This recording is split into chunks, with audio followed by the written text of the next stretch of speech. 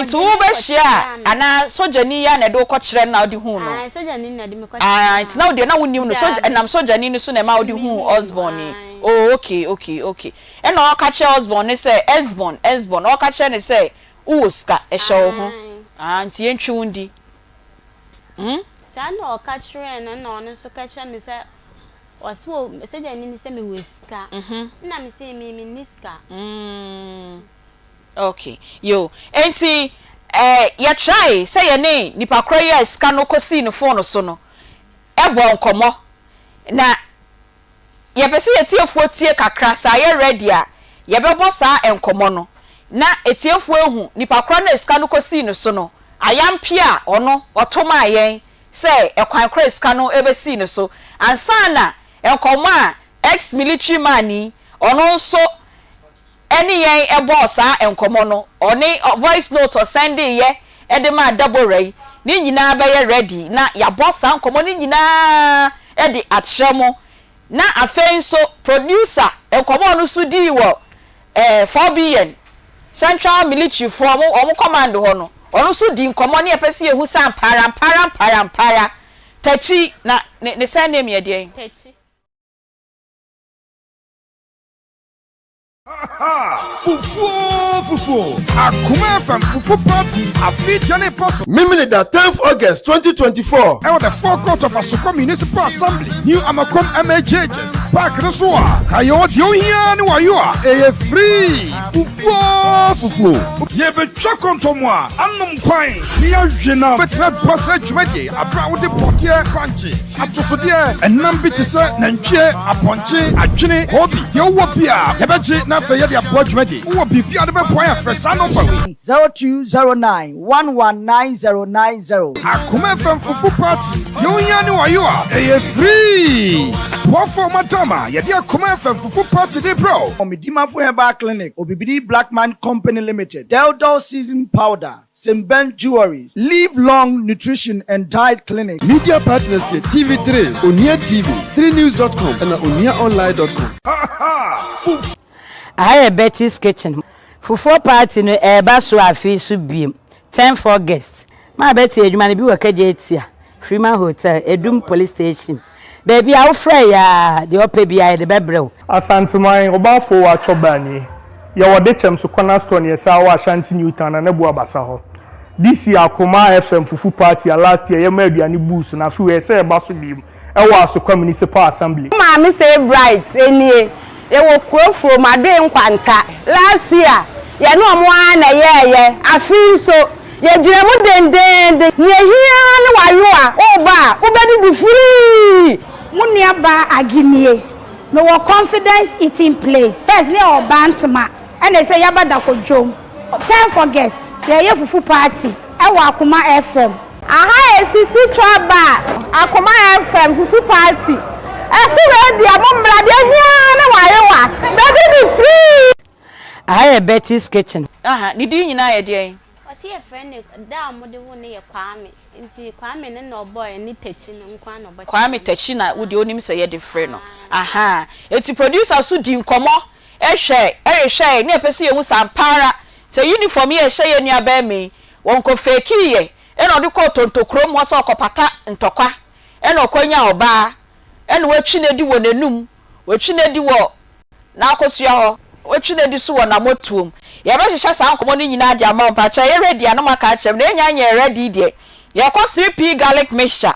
ho e na garlic a ye de agutuam na etu enyarewa ase ubenya bi ato anom ama oho ato 3p garlic mixture e boost to immune system no o menses emba yi a na wape bi anom se oti yaw e wo menses echi ana wo menstruate na mu no e no so oti yaw a ye hrew pe bi na tonenom wa ye kese abroso a pe 3p garlic mixture na enom asthma esiesie no ema wasma no entime ma ema wo brebebre kona ko pe 3p garlic mixture ni bi enom okọ pharmacy ahodo a etwam ehie nyina obenya bi ato dani herbal misty herbal colinac herbal apidang ena angelus ubenya bi ato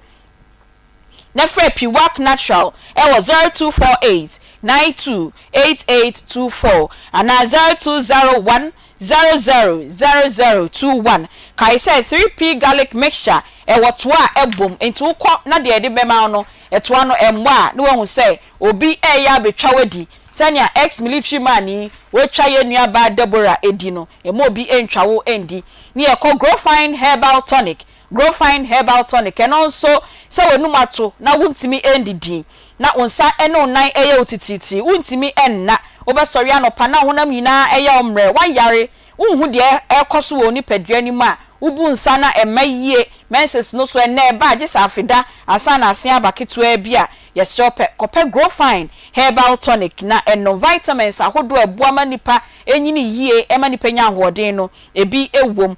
ubenya bi amanfo mo kwa asori ni at least obi preacher ebi famaso no ene mempanyin sem kakra amatete no Aunty Bea eno na mebeka okay minka se we de ye anase we de enye dey enye Aunty Bea ye ka ye jai ene ye pensenche ne papa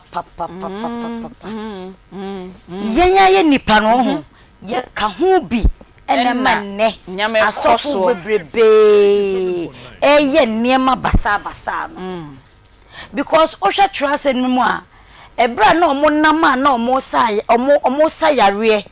omo cheche amanfo se de trust em esika se de ubesenye gidie wo nyankopon mu se de wosu nyankopon a bebe bekokwa wie wo no odini to me share na sofofo nsem ni disciples ensem enti media minim se sofo anase prophet ana seer ohunu na waka prophet oye teacher o teachie nyame asem sa obetimi asayare all right but kamia koye se en odi yen abedru enie enne eye osana bosome ne da edikan ma ya de August 1st 2024 enye ni pagina ena enne omehu enti yen ya ka atiasefo ahu yesi erade yedawase yema obia good afternoon yema mo aha baby a mo hwe yen eni baby a mo tie yen bia eye akoma mu nsam dwumadie enenenso adomadom yenti ya betena konwem na mo betie enenso enkomo a ewo hɔ a yede ebremu de bia eni enkomo a eba enenso ensam ewo ha ye ba beka enne ensam no emu adu unia enya mfa ne fidie emfanto akoma ka cha ne se ko nefa koto akoma dial no eye 87.9 ena eye onia TV enso na ontie bi na onhwe bi na enem ade nkyere no mo na mbabua yen na ye nyina ye bewie no ne yesua ade edi efri mu mo behwe yen enso ewo Facebook TikTok ena YouTube mo nkɔ ho mo behu yen ewo ho eye akoma 87.9 na mahwe yen ewo ho na ne 1st of August and dey ni ye futu sema ye de ebremu ansa na ya hye dwumedie no ase ye kan brofo mo say give time some time what I say give time some time mamre emre what I say mamre emre wadwen ya fiti January akopi manra 31st of July ya na July ko de wie ye wo hyempem na wo su ye rade ntimi komo ya me no di ye 31st of December ye rade nti wonya mame ene rade obi e kwana me de bia metia na metie na wesu edi areho a okra ora ho ama okra aboto anope dia me kan say give time some time ye de bidie example emfato ho e de amount bidie nya ofiti ya no be ye bidie oye dua wood ene de no ko hye ejam ene ye hye no opie ye no no ye tuntum se wo be ye aduane na odija bidie no cool pot mu a wo pa kerosene matches na ebe ye kakran ansa na adere na dere na afei wo ka se wo bedum no so a na no so no aya asem e de amount you see enti enjakra no ansa na ebe so no it takes some time and to give yourself some time why ema wabemu embu e ka se ewie che se you do 1st of August into bibia asay amount aha yesi pano kra pano see example esam she processor pano be femu ansa ne na ko shafo num na eja bono ni eyi pano so aba beto udi a won kai se pano no wa bre enti wo bre me so me bre ye gina ye bre but ene ye encourage ye ho say 1st of August 2024 nyame ompaw onjao give yourself some time give time some time eno ene ye futu sema bosom ya hyase ye de ma ye nyina na nde senya reverence a pai life wa fa no ho no ewurade na nyankopon e o se ndem sorry free na reverend betna konwem ei na reverend to be fa ho ene brofo nko ane ebeka reverence a pai life wa fa ho wa fa ho ene ye wa woda na o da bi ade chenwa Wadi afi. And then the one free the wedding me no cry. Nya 1 year, 2 years. Why afi? Baba some man ko fu hu no say. Me wo ho better metete afi chire ha ya. Oh why afi? Cause I need to cross through us. Hey reverend, what's your picture? Na onim say. Asofu nyina mu no. Me and I'm the dressing by. Hey sofu nie wo je title. Anya title na me. Wo je title. Obi onim mi bi abeka. O fa ho dada. There be na first o munye. Oh na be la crash and the anya first nye fugu nko a. From the street to form anya grow fugu nko a. And they wa came here. Wa came o hwa yefe. Say no hwa yefe the road is very very very very clear. Fantabruta fantastic of factory bonded clear. And then the bia ka ho we dey say me pemre na. Me pemre na mesia. Na make us reverend so hwa yefe no. Me abi nia pegi ewurade na nyame. Ono so akesi ani papa pegi Aunty Bea ayedo fancy baka da ayedo oh dema ayedo ayedo twi kasa mu de ehu ye fancy ni ye kasa fancy ni kasa ayedo no chedo ho ayefo dem na mpeda me che memfa mo nko baby fufuru bia oh okay ye ya hade okasa waye dedia na se bibi wo ma anya sa no bi na meka fantifo ayedo enyi papa nyina wa ayedo na onso wa ayede wa ayefe sa eni ya ayede welcome 1st of August ayede de na ye dia ba besia ye mam good afternoon biom eye akoma mu nsam dwumadie na ye de ebrom no ye se enne enkomo wo ho minti wo kakra enkyerɛw se enne ema na bi na owaware no de bi mo ye de bi enne easy Friday na aba easy Thursday eh ema na omaware no ye se omo mpɛ man emema na omo ware ye no omo pɛ omo a different emema na omaware pegi what is asem oh ema ni bi bo wawa eno na efense wawa se waware o no so be fa di kunachi wawa but ompɛ be ma won ware ye reverend what me nkomo na se ameti ase no akofa be ma ono nso aware enti ene omo nya side chicks so we di omo ye wawa chick omo ye wawa chicks reverend what nkomo not be that on say the onware ye no obetimi de waware na wabefa na mpana na asem akwa abonten be se wo waware na me nso ma ware a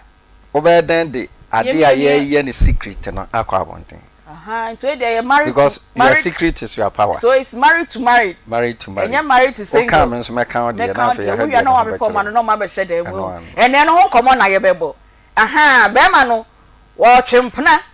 Ne ye so re twempna. Enti ombia no nyina ere twem so mere twen. E ba sa na hwan na sofa. Sister hwan na be sofa. Say friend is saying mo mienu ko a sasunu mienu ko a asase ne bre ene ne san komo no na ye se ko ba ne san mana omuwo mu no omu ne nkunu amane sa we hu ene san komo no na ye bebo koso papa na bia beto ye na so na sa so mu ya beto ye na so de sa oni se we ye ntimi fa ne ma ha ene wa baba be di san komo no na o wisi gu yasum etwo tie ye say ono fa ne kunu achi ne kunu so fa na achi che say efie nye eho enenne sa nkomo ne na ye bebo ye bewie no ne esua de efrim e de enti na oba awaware kra no ono so fa ne kunu achi say mema de mo amaka say ya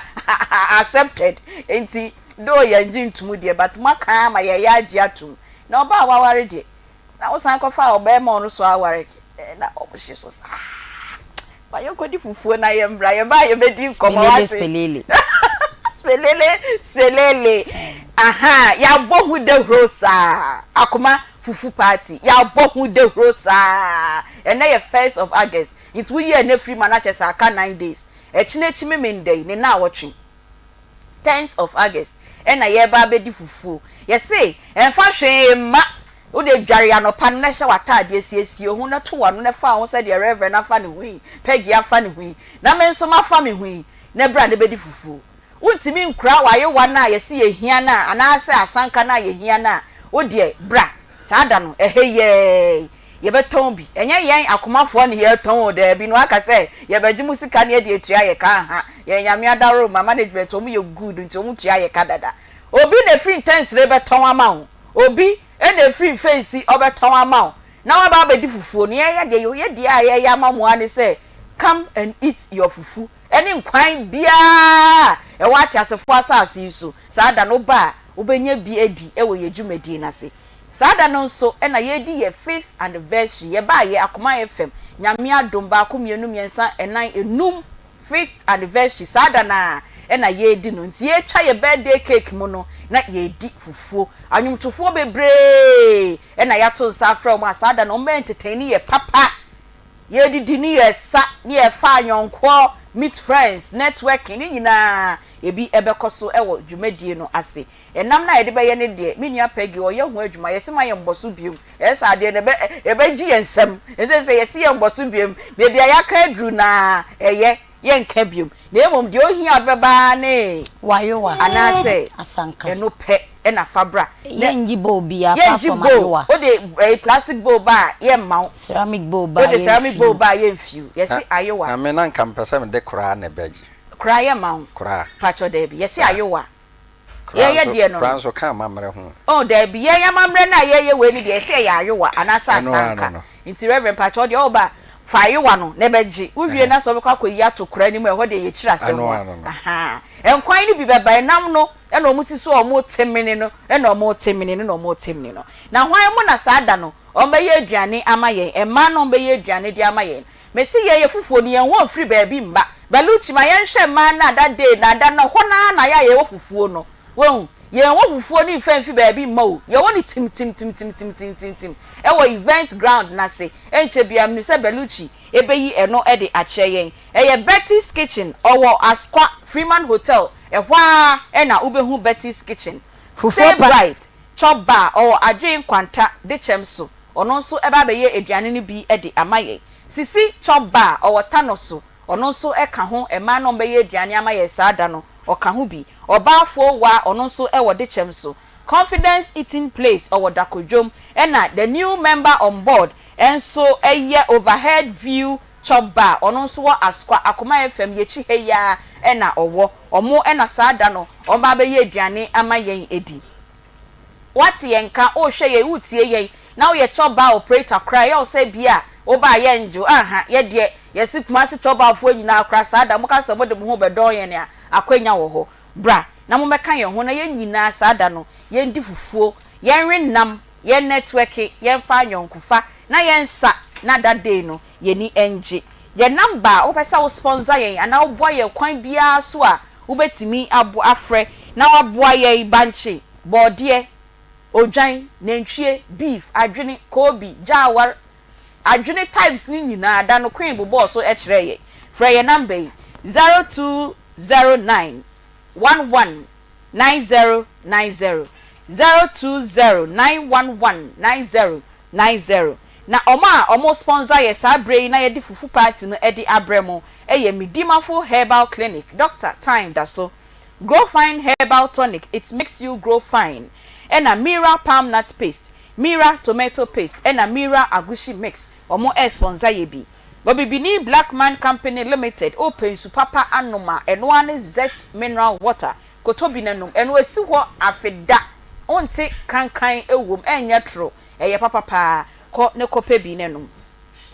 The Edel seasoning powder almost see taste day inside the natural spices yeah. Ena omode aya omo eton Lizzy tomato paste ukodwa so a wo se upe Lizzy tomato paste kopebi Saint Ben jewelry or Kumasi afo kwanta ma wegudie enkasa ohochire wa wiketu abi na okoton a wasan enyiska atu botom Live Long Nutrition and Diet Clinic omo atonsu ahensan bonsium ko na omo hwa wayare wanyina na omo ntu ase emfa emaw Traffic Studios print na hodo say ya ka ho na omo pese omo print T-shirt, invitation card, funeral card, be beer. Fako Traffic Studios omo beye ede amao na adumu ventures omo wo adum omo ben ejawa jewelry ho also curtains apapa ene blanket apapa obi raw dem obehu se weni atia ko adumu ventures na yenkoso na Upper Create and Art Fashion School omo nso wo Atonsu S line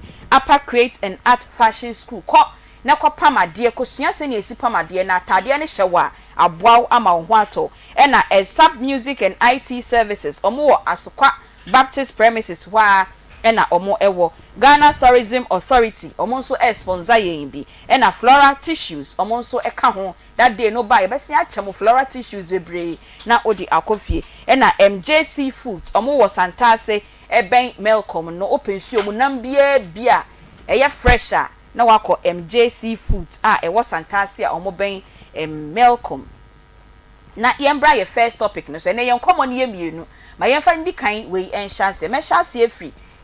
oba pegi ho ye nua ba no o se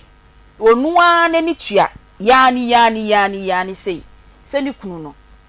wa ofa na chi na sade a wasa oyema ono as a married woman no onye empamu de na me kan you enti ene sade a wo fa machi de ene menso meso mefa wachi enti you cheat I cheat we come home we wipe our mouth we stay e die pa ne be pia obawa asem na bua aba opusa wewu e die pa ne be pia obawa refo na enye ono nko amara mi meretete se koso papa se na aba warefo di bebre nyom nyina bebre na enso efo mu kunachi e die ntia se ma no de mema ne ye ne etimi yo eno bi na ye koyi asem we di ameo Aunty Bea sister Osi de be ma ye no ba betumi aye. Sani enyam na make on sana man ye kan. Yes what men can do, men can do it better. Anya no creda. Sa wo hu. Sa brofo ne otwe no mbra no be omba ye ni ye. Hiya reframe. Anya no creda. Okay. Be ma yi ni be ma dwonso. Oba akoto no wadwonso. Oba wugina ho dwonso kra nti se de be ma yi ni de adwonso owi oba purum wo betimi apurum. Untimi impurum. Eba de edene a be ma dwane bo oba udwa obo kra brezi abo ti de na chese de be ma be ye bi oba betumi aye bi enya no kre sa ma na omo yesa ni nyina no like omo nti trusem na se and the reason why omo ware ye yes wow sa wo do be ma enya de be ma ye bi na wo se wo ye bi enya no kre da oh sir yes senya wo dwam na musumi dwam Aunty Bea bi wo honom a oye dwamanfo enu nti na obeware wo en oba wasade ne se obe manage fie ni nyina ka ho bi obe make sure se obe put no on the right path even those what is akra na e woniema bebra wo oba na obe ye ebe ma be manage na nya se be ma ko boy dwama na wo oba nso kwa ko boy dwaman unya time mama o onya time also saying definitely mudi candidate yansa na ntanya mani nyina ye da aware ne bebem and edie na wo ye ma be ma onya time ma wo but we should note obanim guase kwa chiri passing be ma nti pia oba ne nim beguase wani beguase asen be ma no Aunty Bea minti be bia de se yesi nkonyo be ma o ye dwamanfo ho da oh yes sir because ukobo adwaman o kuru kobo adwaman akoka cha o maame be ka cha se sa na papa te eye no kra so aya no kra so sana no papa tie sana papa tie aya no kra so o papa wonye because mun ket ne mranti brembro na o maame ware na bia na yenwo na wusua ba ebia ye wom na mun nyini ba na papa no sesi ade ma make family me manyini enti suban bia wom mu na wo se me yedai me jai enti se o maame ka cha o se kwana kwata sana papa tie ye no kra yensi nkunyo ba medwamanfo ho bo ba dwamanfo ene yesi nkunyo ka na asem oh Bible ka say den o sisa wo yire bo adwaman na se wo do na afa no na hohoro na sa afa wade o ka say be ma bo adwaman a me de me ni Bible me kai say Bible o sise de manti a untimi ebeja ya ware ye adwaman bo wan ka say wo yire ana reverend wo de reverend ho na kan wo yire ma de ma reverend bo ame wo ho Bible o ka say wo yire ana say o say adwaman bo nti ene etimi gya ya ware say dem wan specify say your ba na be ma ase adwama monti ene etimi gya ware ene gya ware nti wan kasa ba na ne oba nyina Aunty Bea ba oba ye culture mu a menti da se esi nkonyo oba ma adwamanfo hu dabi sana nyankopon hye da ye omo nini yakasa omo fa hwa ade baako say yesu ye wani mienu wo nya ni mienu eno nti eno so be kokoka be ma ho no waye ne seso boafo na seso boafo wo hurisi kei no wo hurisi twe me bua na me ya bo adwaman e bia ti bi ni kwa sa wo yesa me bua no bia say me ne seso boafo de bua na me ya bo eno nti na me ye example say be ma dwunso wia wo purum wo dwunso wia wo wipe ya the tissue what is the difference wom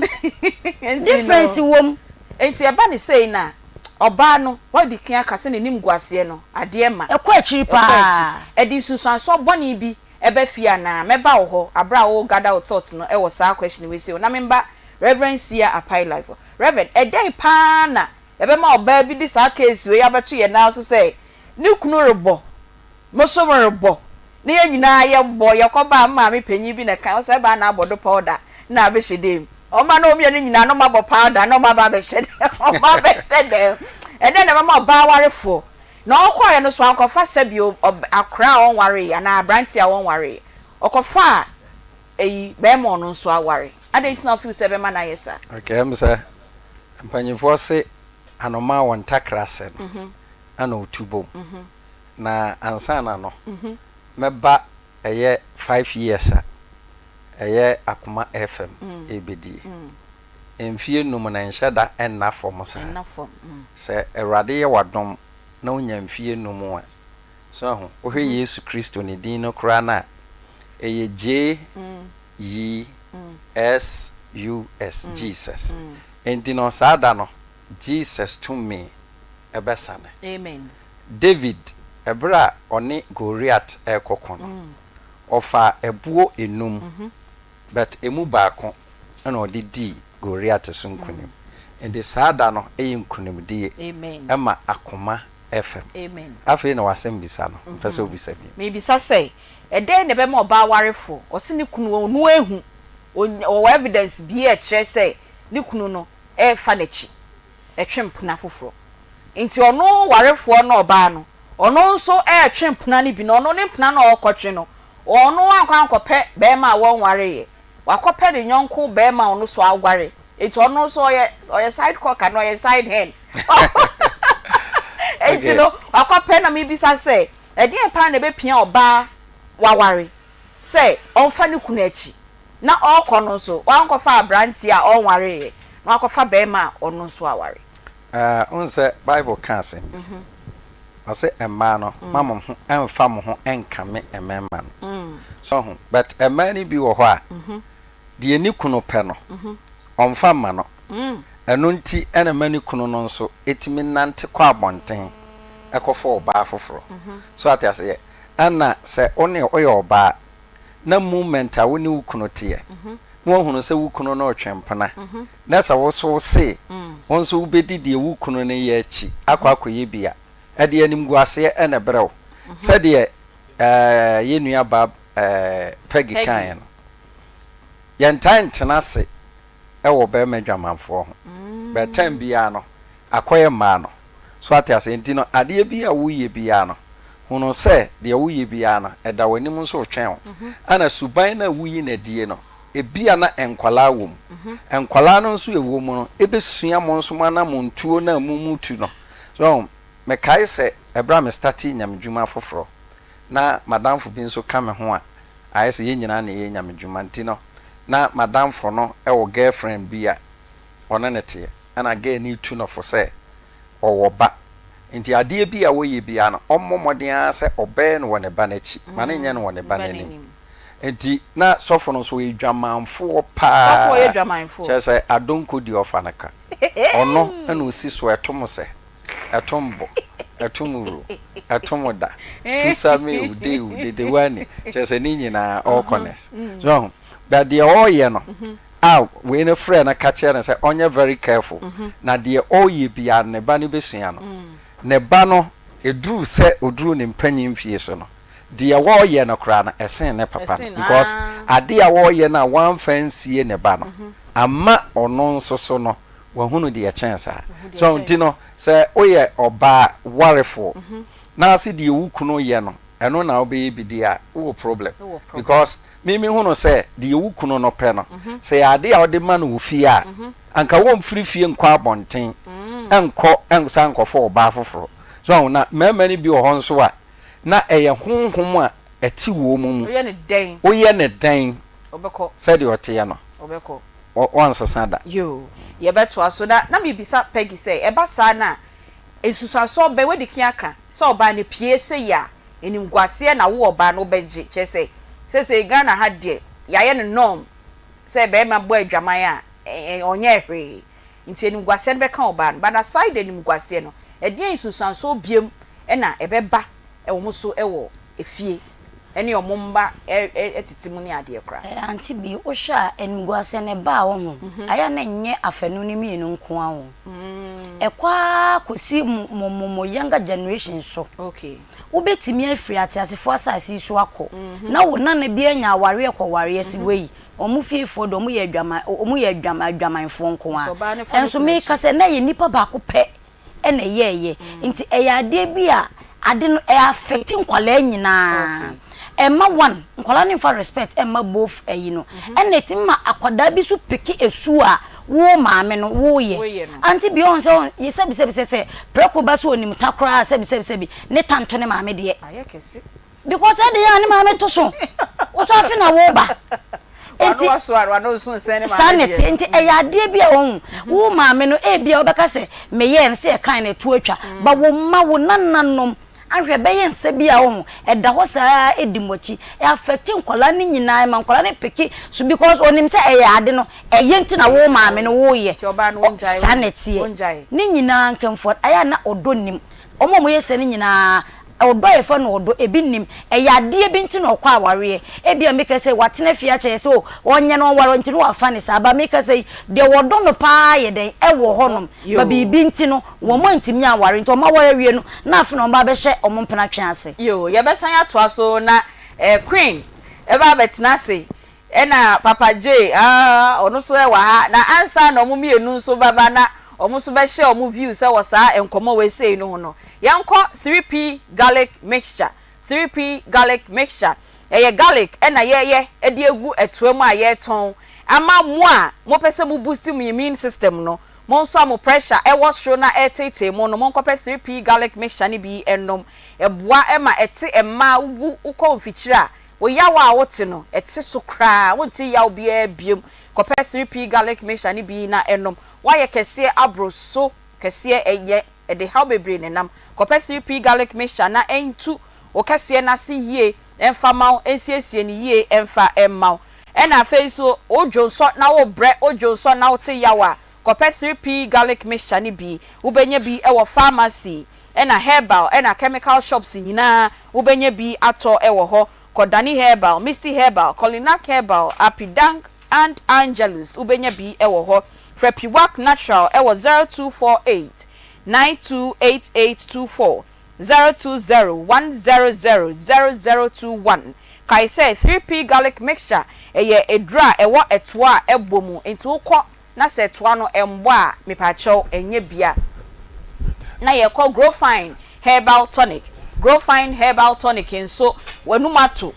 osa eye titriti onan eye titriti wo sori anopa na wa bre wo koda ye kra wentimi anda akopɛ grow fine herbal tonic ni bi na eto na enom vitamins ahodo abuo nipa no enyini ene ni body no ewo ma etu a enyarewa nyina ase edemaw pharmacy herbal na chemical shop nyina no ubenye bi ewo ho ato frɛ omo ewo 0244 596532 opesa oni omo edi enkomo ana opɛ no dodo etunso a hwehwɛ omo ewo digital herbal clinic a omo wokumasi amokom runabout Bank of African chemu hope na omo wo mame nko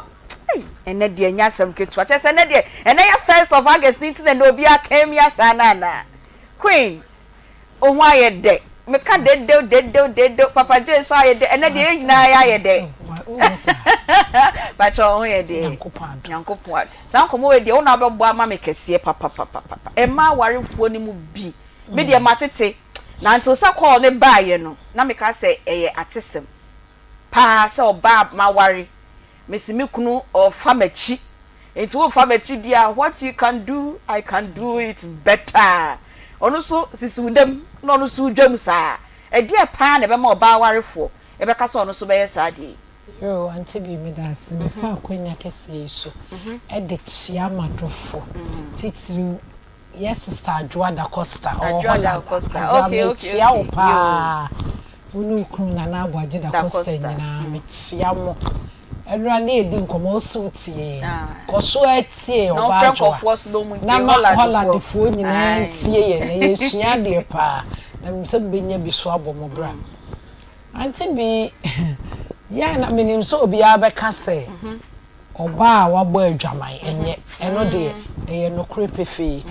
na nsusu bibi agoka papa so a papa anye grade o say queen ene de oba mba ni side aya ko mema ni side dodo ya bi o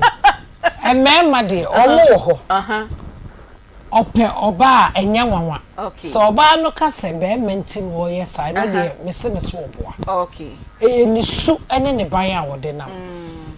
Obaha obu oho a wote ho no wo twempna ennan ni nu eyo ba no okay enu no de afri ni mo frase a na wo be ware no enti su no ewo modem ewo ho so aka no modem ni aka ho okay aya no kre so oba etu time a like obo fa mema bebre no wo ware no a enkoi oh sir aware nye dwama yedru no mo kan bi oh debi wo ware na enkoi eda so ho okay least chance obi na beda yes enti wono ankasa wo ka no o seda dwamanfo a won fa be ma baako e na aware na beto no na bi anka waye di na be ma no so ntena fa akode ne na mesome kometi mama wo hu say me ya ade kora cha sana etie na okoye no nso no wankofa obi a won ware you ofa be ma wa ware na we de wo fa nkuna chi a ko fa single man bi e na okopa be ma wa ware you an sa be ma no wono so saa moja no na erane no be ma no no aware wote wono ono so ye be ma wono so ntena fa akoda ena on ware ye no so no na bia ofa ma nsia ni nu no ono so double the steps ewo relationship no oka we chewe nu aka we chewe enti so easy so on sa oba we be hia o nyina yo musu tenya nwanwa say because ka be ma de ni bebu ne dwe be ma obu ne ho no so obi yire me de ye mempe obi yire enye we hu dabi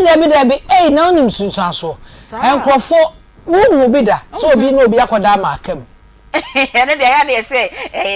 sunsun bi na taye chire enye sunsun bi ya wo esa yes be ma bi ono wo ho a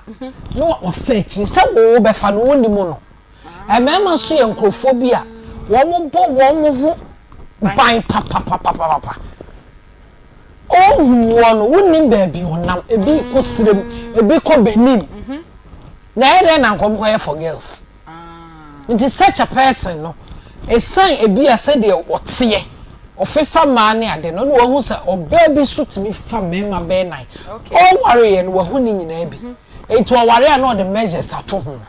so ko fe kire on ka kra nkire wo on ka to ko ya che obi fa me ira sense no wa to the padlock ato no to ho enti ade wunim no na so ni se ko ko jom na aloke enye sunsun bia eye de be ma no ebe ya to so okay no bo wa on ka me wu hu se ma ya de na so ka on koye wo bo ho ban but on ka enti no ne be yi wusu ati wu e de aba oba bo adwaman a enye okay na ewo nsunsun enimguase na oba na abeji no se epie wi a enimguase na ono eji no ewu nsunsun so bia ne ma kra eni ne busua to the larger extent Aunty Bea on say yare bi by near free is HIV time HIV so kra wo se nyame amfafi na wo busuani ba ko pekora ebi ye no wo amaka nyina matiti this say ne wo konkrofo abro kire bi na ama atuatwa enti de wo ye no ebeba wo maso ai sex ye ho ye ka se sunsun ne yo ye na ye spirit enti de wo ye on say de nipa na ba wi ase mo du pa wo na ye aba na ye di agoro ya fa na enye tra mo jasesa wo ye be ko wo maso ogba beba be na de chen wo de na kwara fe na ahomete na awura fi say o ma ba wa brem na ahya ase Queen Messi aba hope you no wetu ene ma warefo na bebre no ebinom mate na until say asem we nipa ne frɛ me a ɔka me me sumi nim ne sɛ wa ware ampara anka me ngin dida but na matete say your eyi WhatsApp platforms so nkomo ba ho ye di a otibi Papa J o de ya brantie enam etete ana we wa ba ku bi a drop in an ocean Adi bi mamenchia omo hwe ye sisi no omo joso I hope so oba asem na working oba ware for afa ni kuna chia ai ni kunu ye ena ono so sma so me ye bi mo so me hye bi Adi bi wo say cheating ankasa no ehase fritete from the Garden of Eden sir mementi asem no e wona cheating ehase free Papa J abra nyankopon bo Adam a osan bo Eve no obi be dada Eve na nipa no dada Eve na se nipa ko dada Eve no Eve adwene edane all ba no all ko no naked but edu baby no na offere no ho ho cheating e so na enye cheating ni keke owie ye no ene nyankopon obo oba no e de curse eto oba so o hyehyemra e de bi to be ma so de bi to oba so it tells you say oba wu chiti a nsunsu anso e ba wo so no do so ba yes because Bema no all right so okaya Jacob obi sa no so person ware obi osum sa 7 years osum ye no de ma na enyo no a ene se sa sum biom ene o sa sum nti onyama sen mienu na e wo ho what you say it tells you say Bema so de wadwe komu bebra Bema wo kwan so betimi aware mienu ana wo oba no betimi fa ba fraka ho so de wadwe ko analysis no bebra Bema wo kwan nemom aden na Eve ekoye ya ekoye nsem bebrebe what you say oba waware na onu kunu te na ufa na chi a mimi hunu say oye medra na say mukum ye da emema mukum ye da ni medra eye ne say cheating ankasa ne bi ankasa cheating say wo bekọ wafa obi achi nipa onimu say na wusitie onimu ni pedua mu ne me wo wakọ a wo ho a wabọ ho katuaka na wo besan akoyi saade ni botare nya firi ho de ho akire obi foforo no e say de wada wo suma sem kese pa de akire obi Papa J na mo kwa mo ro mo amedika aka cho say makaka ka say be ma de wo say mama be ma de akire wo me te say do say de o si ka de so mo kwa mo ro mo anti bi oba de okoya wonu say oba timi fa ni kura chima ni kura djuma etimi say ye no me we hu yes oba timi fa ni kura chi e ma ni kura djuma timi say e ko fa ni ma bebre e de ba fi ba be ma de obetumi aye oba djuma be ko so be ma na onu okoye bibia de ba oba ne de me di if de na emfanto ho de akire wo okay hwe sisan so emergency nyankopon de to obenya boso me nkono obese owi o sa kese akoa na ono so esesa oba na adwene no oso so de obetwi afiri ase obere nete ani ade it tells you say cheating ade bia enka enye ma oba po enye ma be ma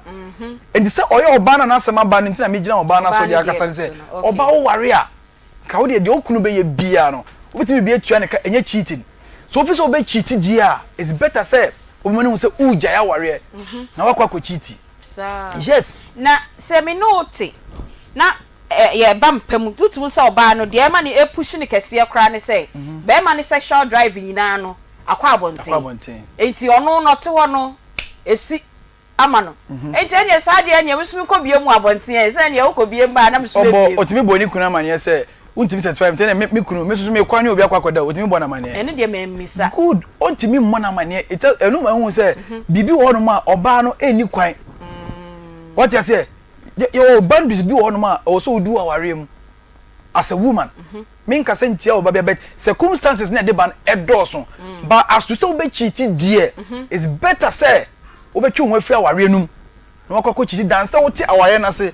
na wo say cheat eno me wo ho ma hwe if de na fire mfanto ho okay yo ye besia ba nkomo no so biom na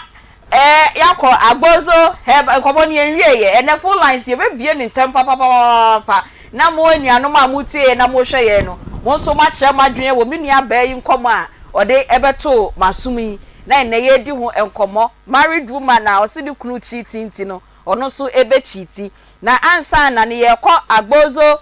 herbal clinic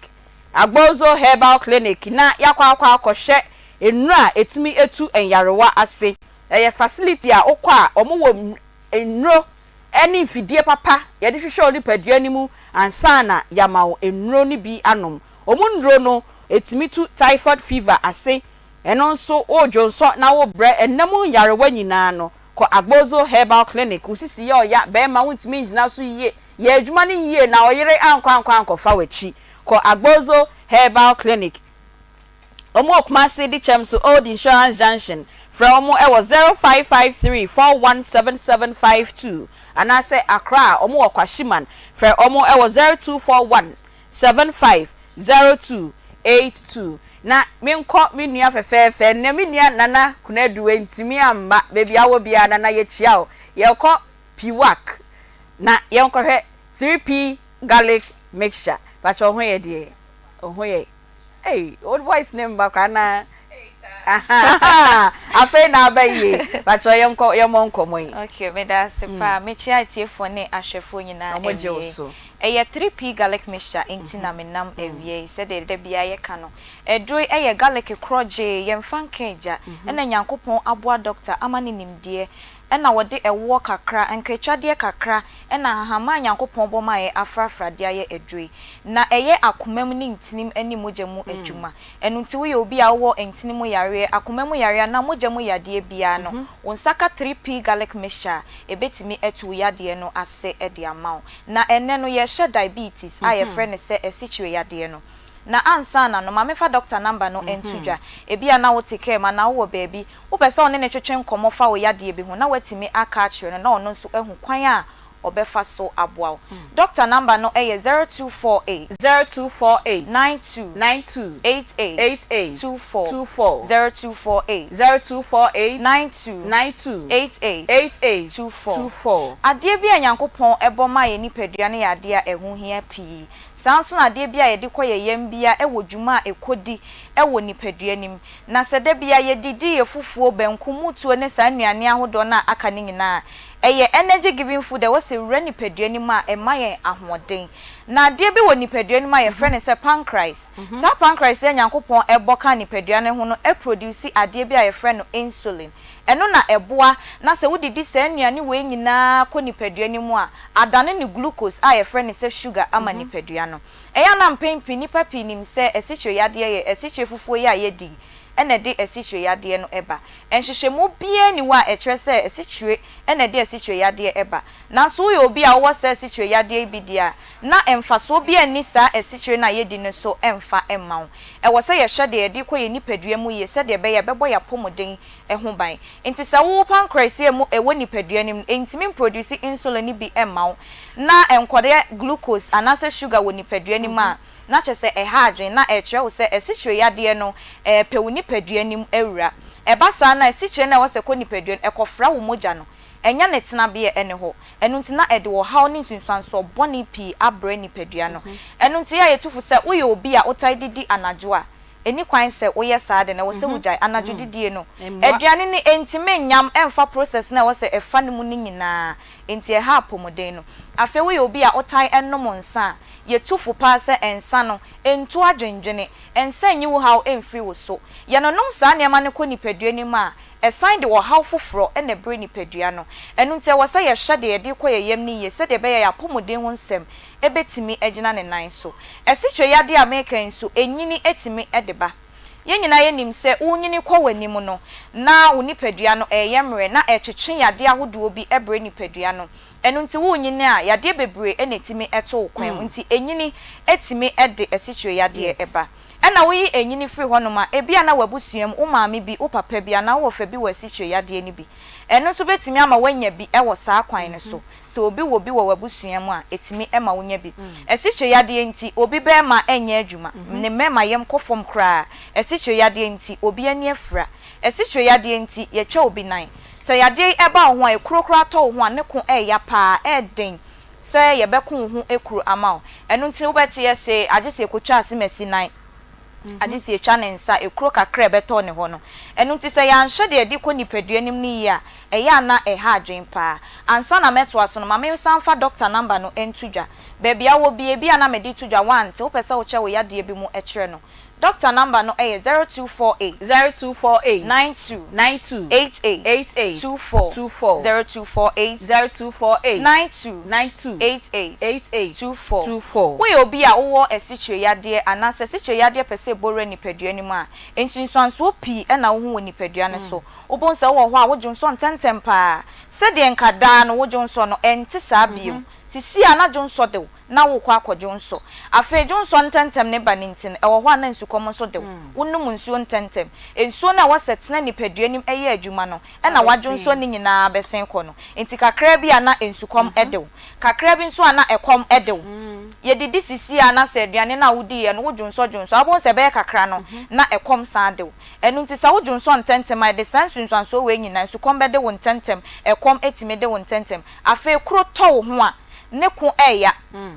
eya ema ne na ne wo so asem eme nkotwa wo nan anasa wo nsa bi mfiri ho ansa na wakwakoye ho adwuma e wo se wo hwede wo de ko wo nipadua nim ye se de be ya emfa sa ne ma we nyina embryo afa bo nsa wo ho na wo nan ne wo nsam etaye wo titiriti ho na gene na esese kire wo se esichire yade yi bi epe wo nipadua nim abo awura afi wo honam timi ya wo mre pa wo hu de waye bia but mre wo yetimi ba wo nipadua ne so enu nti adwuma a wose nyankopon de ma se beye no wontimi kra nsore nye wo be wa na wawu eja wo ma ho mesrawo entwa wo nkwa so entem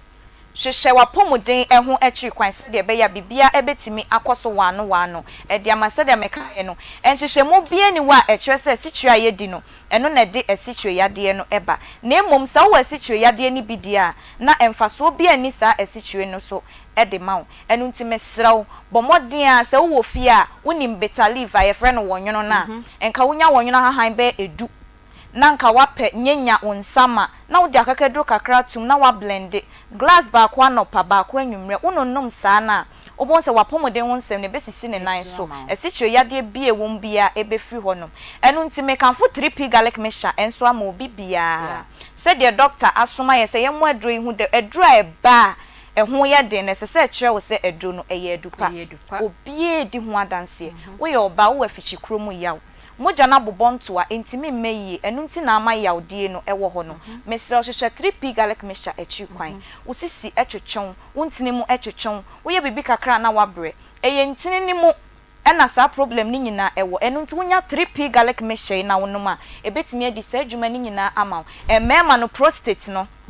e wo say ye hwane ebo prostate no ho by cause e di dwuma ye son e wo nipadua nim pa woni oba hie mu a ensuo na epie ba e ko oba no ho ma ne koda ne eba no prostate ne na ye saade no enu nti prostate ne ho teche mape na chese asemato hwehwa 3p garlic mixture echi kwan garlic kroje e na ye dia ye pressure ne so e ha ye maame mo ne ye papa mo ene pressure ne kra de enyam panimfo ko a enkwala nyina mesra wo se moja edi afurusane ewo nipadua nim se moja no entimi andi afurusane ankwa ama na chese entini ni mu asisi enti moja ne entimi mfemu yie wonsaka 3p garlic mixture bi na wonoma wontini mu bebie kama ama bibia akoso wo stroke mesra wo 3p garlic mixture se moja na entimi andi afurusane ankonkwam a ewo wadwene ne ho na adwene no efa ejojo adwene ne fa jojo pe ene de sa stroke yade no eba yeso no enu nti bebia wo bia garlic no wono ma enje wanum na adekese e wadru ho ya mede ne se wonum adru ya 15 minutes wedro bi a woda so bia say ye ebibidro foforo say ya brofudro ubetimi anom emfa wo haw bia emre wapomoden no enu nti ba bia wo bia wonya nteme nka eneme ka kyerɛw eye 3p garlic mixture wonoma wapomoden betimi agina ne nan so ukoton so ana wahye ne nso ene do ne ba ebi mu ye bigum garlic na eda ho no eye kokko enye fufu eye kokko ena fe tre ye de fufu natural p ni ye yellow ena wo red label mu nti hye sa ne ma we nso edro ne so wotoam ehye ho a ebo eni robem hye ne nso ansa na watobi enu nti ubenya bi e wo pharmacy shops ene herbal shops ahodo no enyina enu nti wo Accra o kan hye obekọ Kingswalk Kofi Sam enafe Angel Herba Ashama Afonso enko Ecos Pharmacy Tema Community 5 for Wenichia Little George Madina obeko Health Alert Clinic any post office no enedi animushe Kumase Qualinak Herba Danny Herba enafe Chris K Herba Sansu na wo ho abeko Albert Sam Herba Takra de obeko AA Mensa Koforidua Gapson Pharmacy wa mumuni awe enterprise any cathedral no edi animushe tamale ubako wafakojo heba ben electromat no eya 3p garlic mixture kopebito na pomoden wonsem no entimi engina ne nan so medema no esi ama memfa doctor number no ensan to jebio na obia emfre ofra emfere cheche yade ni mefri ni tri so besi ne nan se na hu kon befa so ede aboa doctor number no 0248 92 88 24 0248 92 88 24 3p garlic mixture Mr. Okwa chiamini amami abigidi so no crass abre o hwe ya otie ye ntu kwa we chia na mai ni akọ Poza Travel and Tour Company Limited na ansa na yebekọ Poza ho no enkomo na ye edi no enne ye nuaba no otie ye o hwe ye enso enti ye de numbers no 0243 114497 03224 98035 enne ye focus ne ntempa oba warefo a osini kunu twempna nti ono so siwa gegem ono so besi na gegem ehun komo na ene ye boadien ene epia sabio awarefo mani bi sani kunu afa na chi empo ni kunu fa na chi kra na ose aha mesbesha mi kunu adwuma no timi nye ni ye ana onye ni ye onye kra mame ana afa na masoro me ware ntem dodo na me soro ye nti no ene oso ahohom ni nyina hwe enti eno ho komo enne ye boye wo second topic e wo honom na ne apese ye di kan di wei eba ansa na yakoye second topic no so no a serious issue papa eti yesema mamu nyimo fidie no emfiri ha sei na ye lines no e na ye de ato dwa 0243 114497 03224 98035 oba warefo oye siwa gegem Poza Travel and Tour Company Limited. So pesa utu kwanya Poza Travel and Tour Company Limited ho. Domestic international tickets no hu komo nyina Poza Travel and Tour Company Limited ombeye edi amao. Utu kwan hotel reservations aya odadwene fasa dadwene no fakoto omoso. Ubedru ho no na bebia wo kwa akoda no omo akra hotel na ba befa wo free airport ho ede wakọ bebia wo kọ no enyina wonye sika opese utu kwan hu bebia opese wo kokra Poza Travel and Tour Company Limited omo ede wo beko omo wo Swami Magazine Matthias Junction wa Aminasi House first floor eho ena Poza Travel and Tour Company Limited omo ewo KJT first floor Babet Shopping Center Morocco Adishiman ubehu omo ewo ho omo number no eni 020 521 5495 050 425 6360 eye Poza Travel and Tour Company Limited. Your number no biem eye 0243 114497 03224 98035 oba warefo edien ene be pian ama oba warefo se me fa me kunachi me kunu ye de a me nso meye ehun sunsun aso no ene sen. Hello, good afternoon. Good afternoon. Me pacho udin ni baby akasa fi. Me din bi Osofo Richard. Osofo Richard, me da se Osofo wa frɛ me. My team go be book company. Okay. Sofo na bibi say na susu so pa any say. Come on to me Okay. Addition to the Okay. So, you know, not in the horse, and was a bad woman by him. Not a beer, yet German to fly, you know. The woman, but Bible by a net at the fire. It's a yama can say, or down why them on a bank or them a one. So, about 2 years could do for them a 1 year.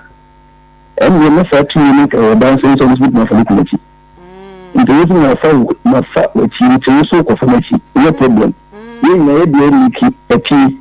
But the business of most of the other talk, I will do so long as I'm coming. So, what is it? You may be a key into a living was family, into them, Manoa, or no question you here at Chibana. But the system of this lower Obama account. See, I will be seeing them go cool. Into your barn, so I feel connecting at home. Look now, what the Monaco could do. On to me. It is so long to me, what a Beman can do. And the message you know it's a bit of Romican. And you will see the more band because it's here. You can't ever say, you see them, Cocoon, who say, fat unity. You see the dance of a family committee. This is so about Dawson. Yo, it's so key. that's what Papa Reverend. You ever seen a elaborate topic? You be mupa na ye di hu komo ebium. 0243 114497 03224 98035. Hello, good afternoon. Wait to me, Angel so. Hello, good afternoon. Afternoon, mommy. Now what you say? Nyami adome ho ye pa. Ma me na so ho ye de. Yo, and they are one man come up, said be your bar for be on so funny kunechi. Mammy, Patrocha, I dream my any uncle any. The Dama see my palm, we are more mine Ghana. Yeah, that's it. I miss Ramapa. And yet, name the Muslim, like I say, a haram. A haram. So, if you did, my man is to bring it here. Mammy, Obeka, ya dear. Enfanyame ekwan nti nkuan de oba mani ya onjai ya ofa ni anu kasi bi tuna mambo mi nti na mi fa kafra ni kuni ya abonti a odi nko abonti sere e be du dem a wo mu na phone na ye yere phone na ye WhatsApp ni Facebook ni ye yere ya na de ni picture se bi ni madam wura agri so poko into the same thing and I mean you all year some I am ya say na be ma wa ware no ni ti nkomo bie ni agri bie ni na fo opie bia ojime ni abonti so so be brusa na waka ni na si so na no ni ko into the way definition is say anami so ni pie na ni so ni ko pa kafra Kafra. Share your Mulana, maybe Nichina Makofu. If you have a money, didn't know Nechina or Koyesa. Yeah, that's a papa, mammy. Hello, good afternoon. Afternoon. Me pacho, Udini baby our Casafi. Okay, if you talk with your family, Memuna Takrade. Yo, Memuna Pacho yet you. Pacho, my one thing the Benin, the Benin will be a friend as my sister could be the same. You come in die 5 months. 5 months. 5 months of family. Kafra. Oba, or no quack, or some one to a better about oh, when you say them to your sister. If you say some saying, you're Muslim people. What's about you? Let's see a corner. Let's see a every time you come out from the oh,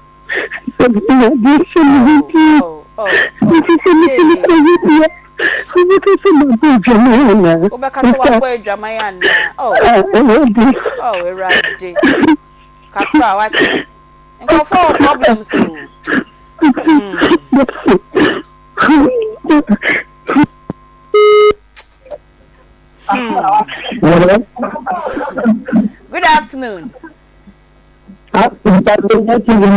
Me pacho wa Onia TV. I don't know. Sawe hu. Suno, chese kafra. Pacho de tu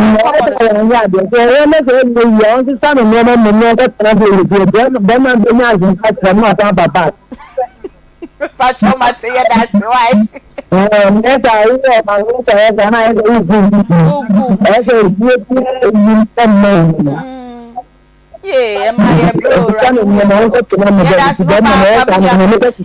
Yeah, that's me nearby. Yamin show. Hello. Good afternoon.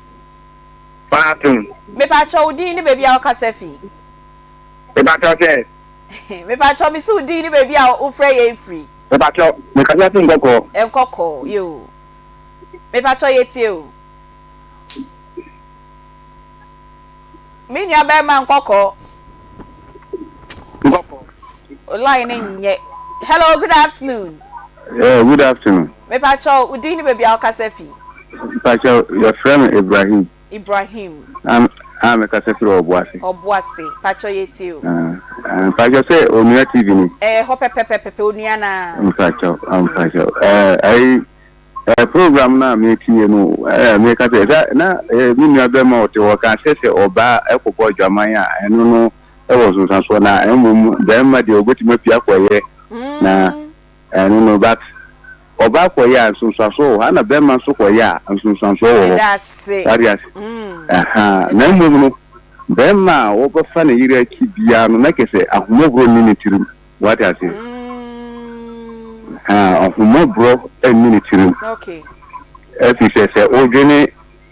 obehu oba no say ukofa no ko ware no ano oya ba you ani ade that say dey woni ne batina ye nti say wo ahumogro a ofa na ki aba always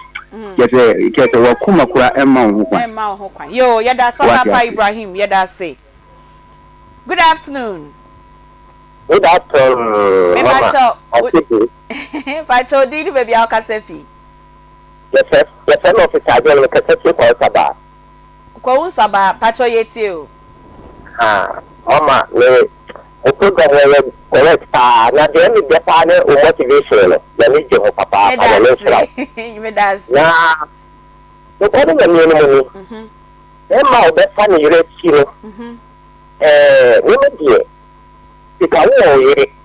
we all right. Then they put back up and of the far. I would like to find a and I expect I. We are the money. No, no money, dear. Madame. Oh, no, no, I need it. Okay. Oh, no, thankful. Oh, no, thankful, dear. Oh, no, it's all not one that. Oh, you did that one. And okay. I say they are debut, me will be me am say ya. And you know so. Me you dia. Oba wa be fo a. What you make your for ba. And you no so ko yebi. Ebi ho asam na abai. And you can find for my why. Eko fa be ma be da. Oni ni kro de ho a. Eko ye bi abo emenne. Why come now? So if you be 20 years, you look me. Oh no, so ne punishment no. Yeah, that's Papa. You better 2 calls be pet. Now you dey come on me no na toso na aba studio hanom say. Hello, good afternoon. Hello, good afternoon. Me pa chodi ni baby akasefi. Pacho Mr. Kwansa kasefi dance man. Mr. Kwansa. Kwansa. Yeah. Mr. Kwansa pacho yeti o. Mami, enkomo ya mudi. Enkomo bia ewu hiafa. Na mama ye kibri no akwa so mo ka bi che memma. Emma no ka mama de man bi ye memma no mama. Anga eya. De pa so obemma ne ni de dem. Sabi, no fa no ho ka me yire. Emma ndo mama do obeka. Emi ko ye mi sini no. Mama bu so se di nti na mabansa. Say this ma banisa. But the money be the no. No monka fra why. Mama, that be Obama Machiska Waloba. No you da ho. So you make us on the come. Mama, says a being for socket to be. So, socket to be. There's a being for you to know. A backers on my Obama man now. So, mama eno ya nso ba man so hwesa ne ya on pamo on yo hwe no so ko fo ba wuchi enjoyment ka ko so ko ne ba chi enjoyment that's papa nti na be nti man so ka on papa bo on ka ba bo so be sa ya no matra last caller for now. Hello, good afternoon. Good afternoon, madam. You know, how are you, Papa? Yeah, that's Papa. Awal, because I'm from Wanka. Awal, Pacho yeti. Awal, Pacho. I mean, Chabu Patan dia. They don't say between like what here. The Pacho, man, Lama Warrior, sama Morgan. You so we can many. Roba, Kumano Bana Kodija. I do any. No, you have man good. Bro, to Amoko, eto. Ujala bia no so e beta sano eh enda sano manu aware no ho asam aye to mo achiru e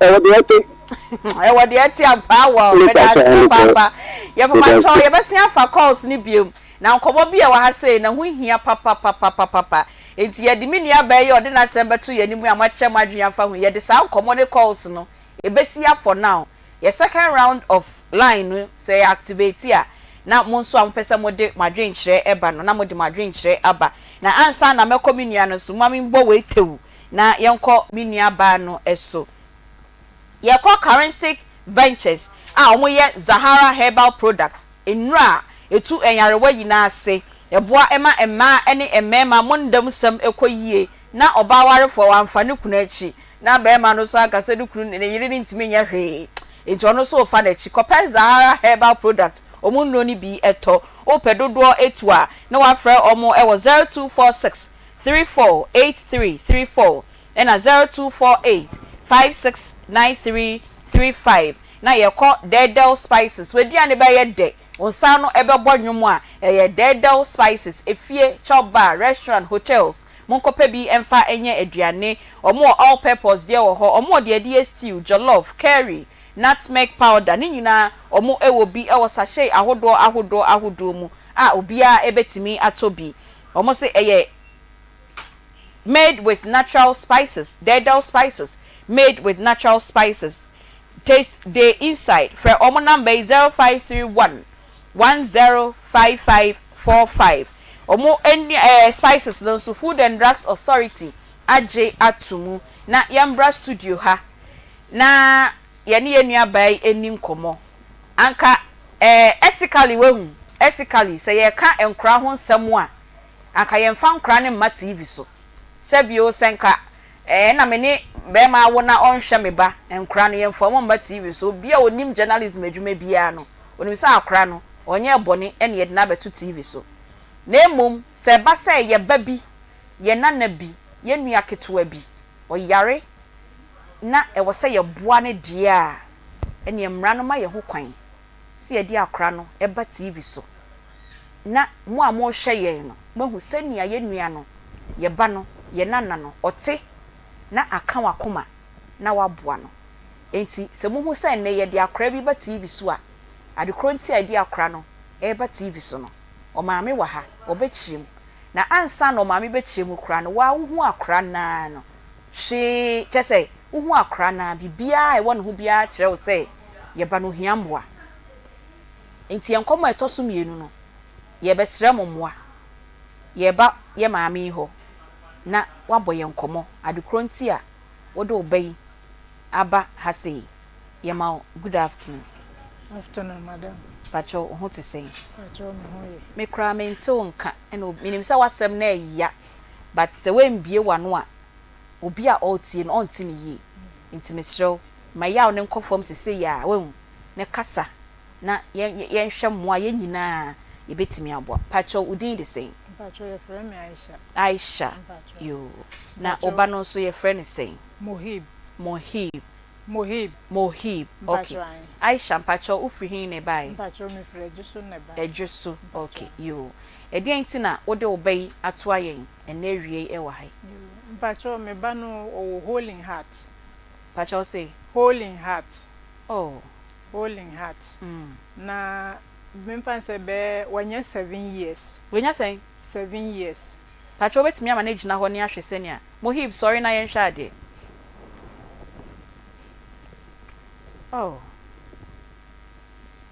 tena se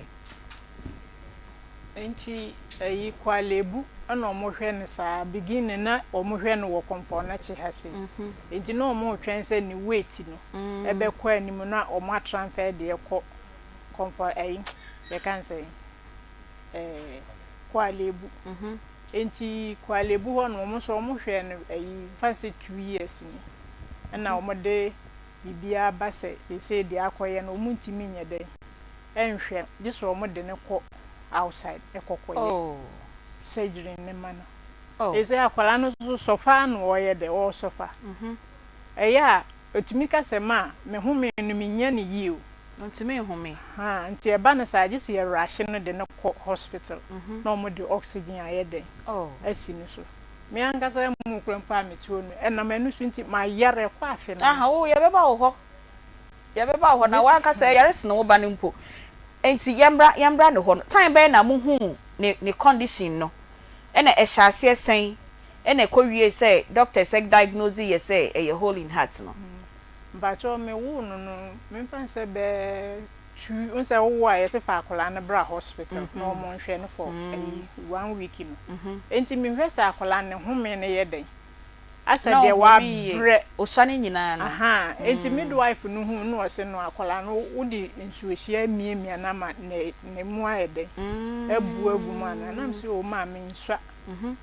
we nko ana em se etisa nti edidimu a omunya be 8 months no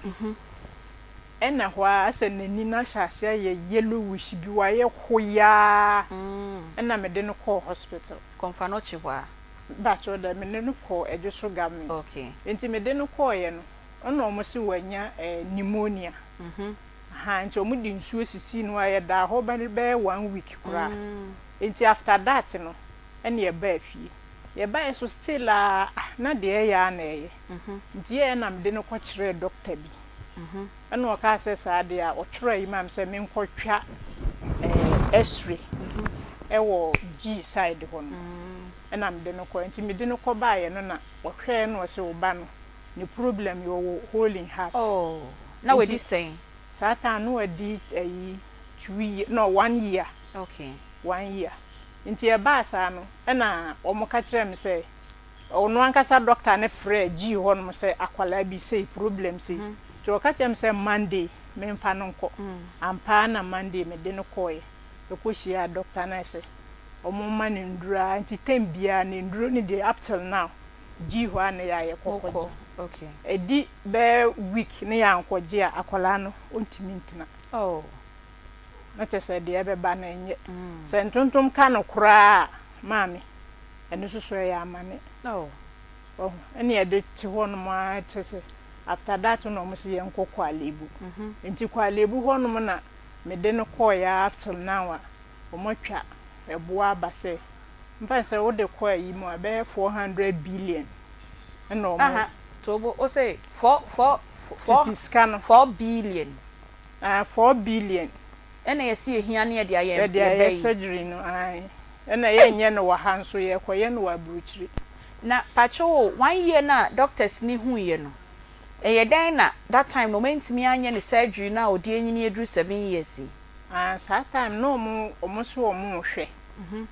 omo hwe na ne weight no wo fom nti no omo so omo hwe pacho oye SS na oye sickly mpacho dabi bibi sa ni nti yare na ama na ye kitwa sa mpacho an eno na osanya malaria ka ho ende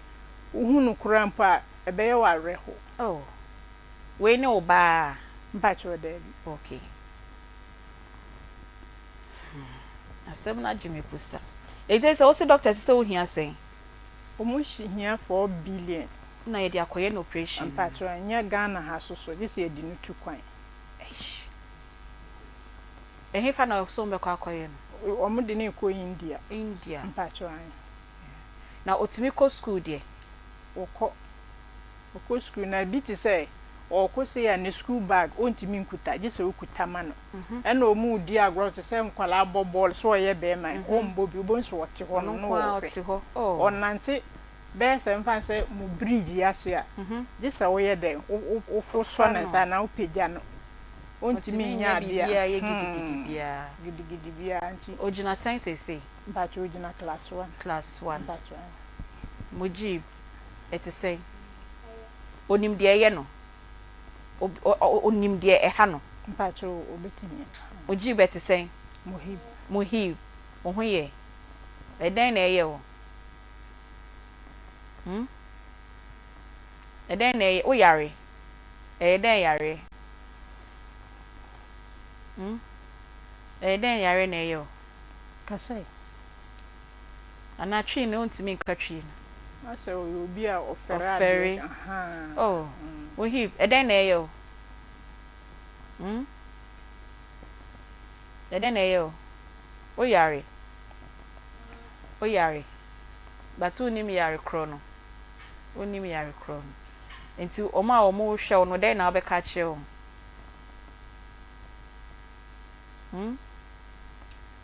o de kasa bi fufuro bisa na obetimi aka fa kasa no eka na yenhwe so obetimi aka na enka etiefo akoma na yenhwe hawa ye nyina nde ye beboa ye be yelmba wula ka vu madi nanda yelma enti ne x-ray no na ye show patron ni kasa ne x-ray o start so kasa ye betwa so ne x-ray no na ye show ewo ye screen no so no ena ne pictures ni bia o call hospital ni ade no eno nso bi ena ye show e de akyeremu ye ba ye nana Muhib 7 years hole in heart ena ohia surgery sebe ye be kwa correct ne surgery ne di ama no ye nya yanka ye beyi ne cardigan no na nka mahu senia yare na ma senia ositie ba ye beyi ni kakra bi na mahu sebe ya ebe kama koma ntimpacho yi ne cardigan no ma ye na ye nhwe na ansa na ye beyi ne cardigan no na ye kọ Orphans of a Nation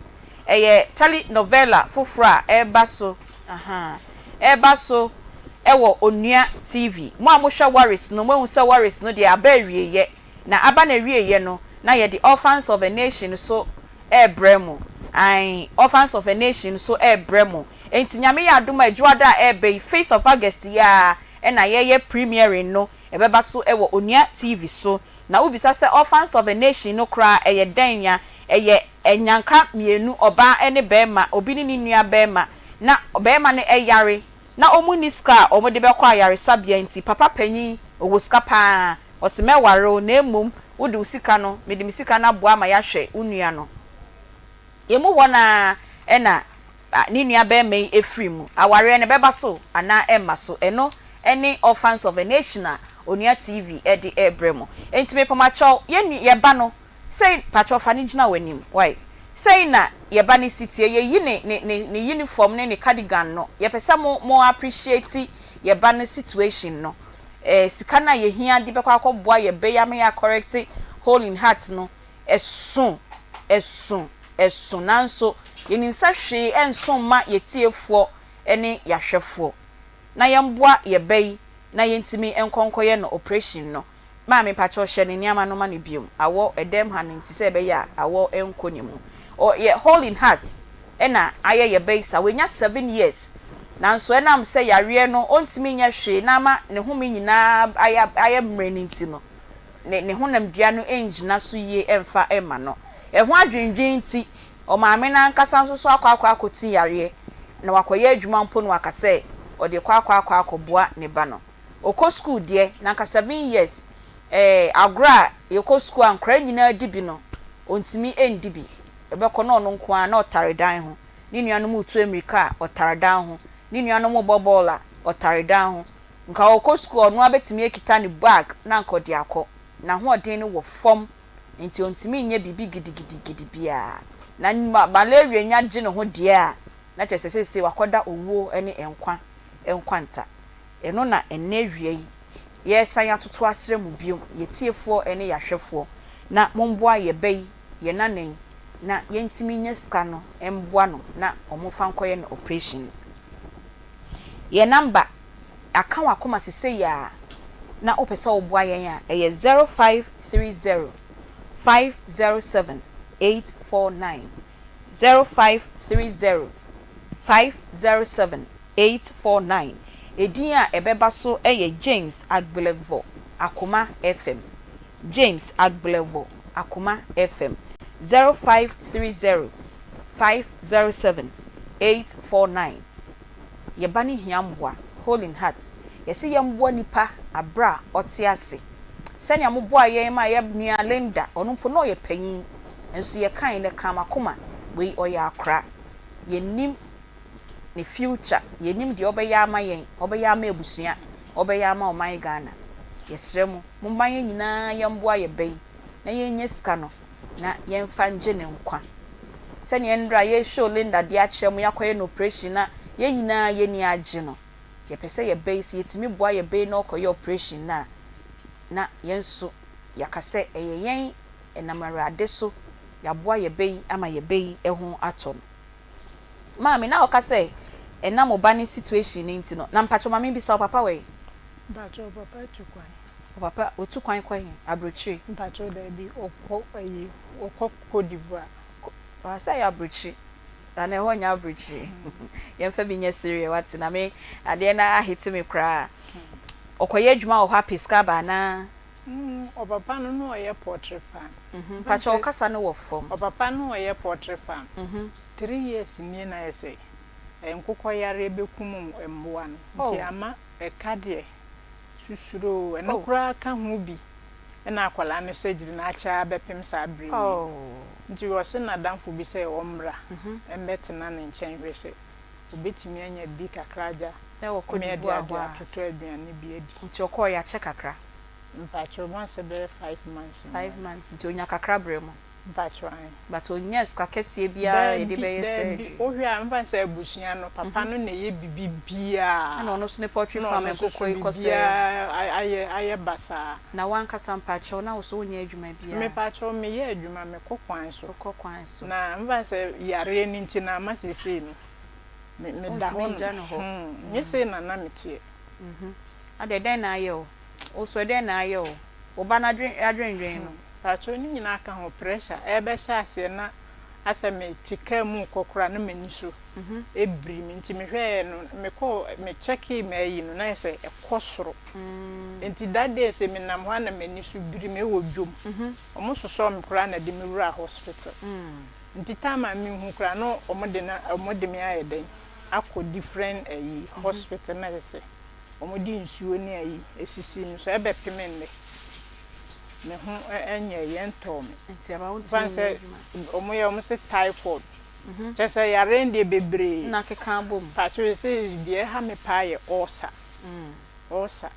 ha me pa kafra yo enti omo hwe ye ni omo tie ye no ka bibi kire omo ye omo tie omo hwe patro etiefo me pa mo chew patro kasa etiefo mpam chew me ba muhib ohia mwa na mesre mo se obibia o tie ye wa fidie so ye kuma se ha Ghana ha ba bibia mpanimfo se bia hemfo emumbrante mesre mo am wo fa se mo nana ohia mwa be 4 billion ne ye de nakọ ama o makọ akoye ne surgery na ye hwe benkum hwe nifa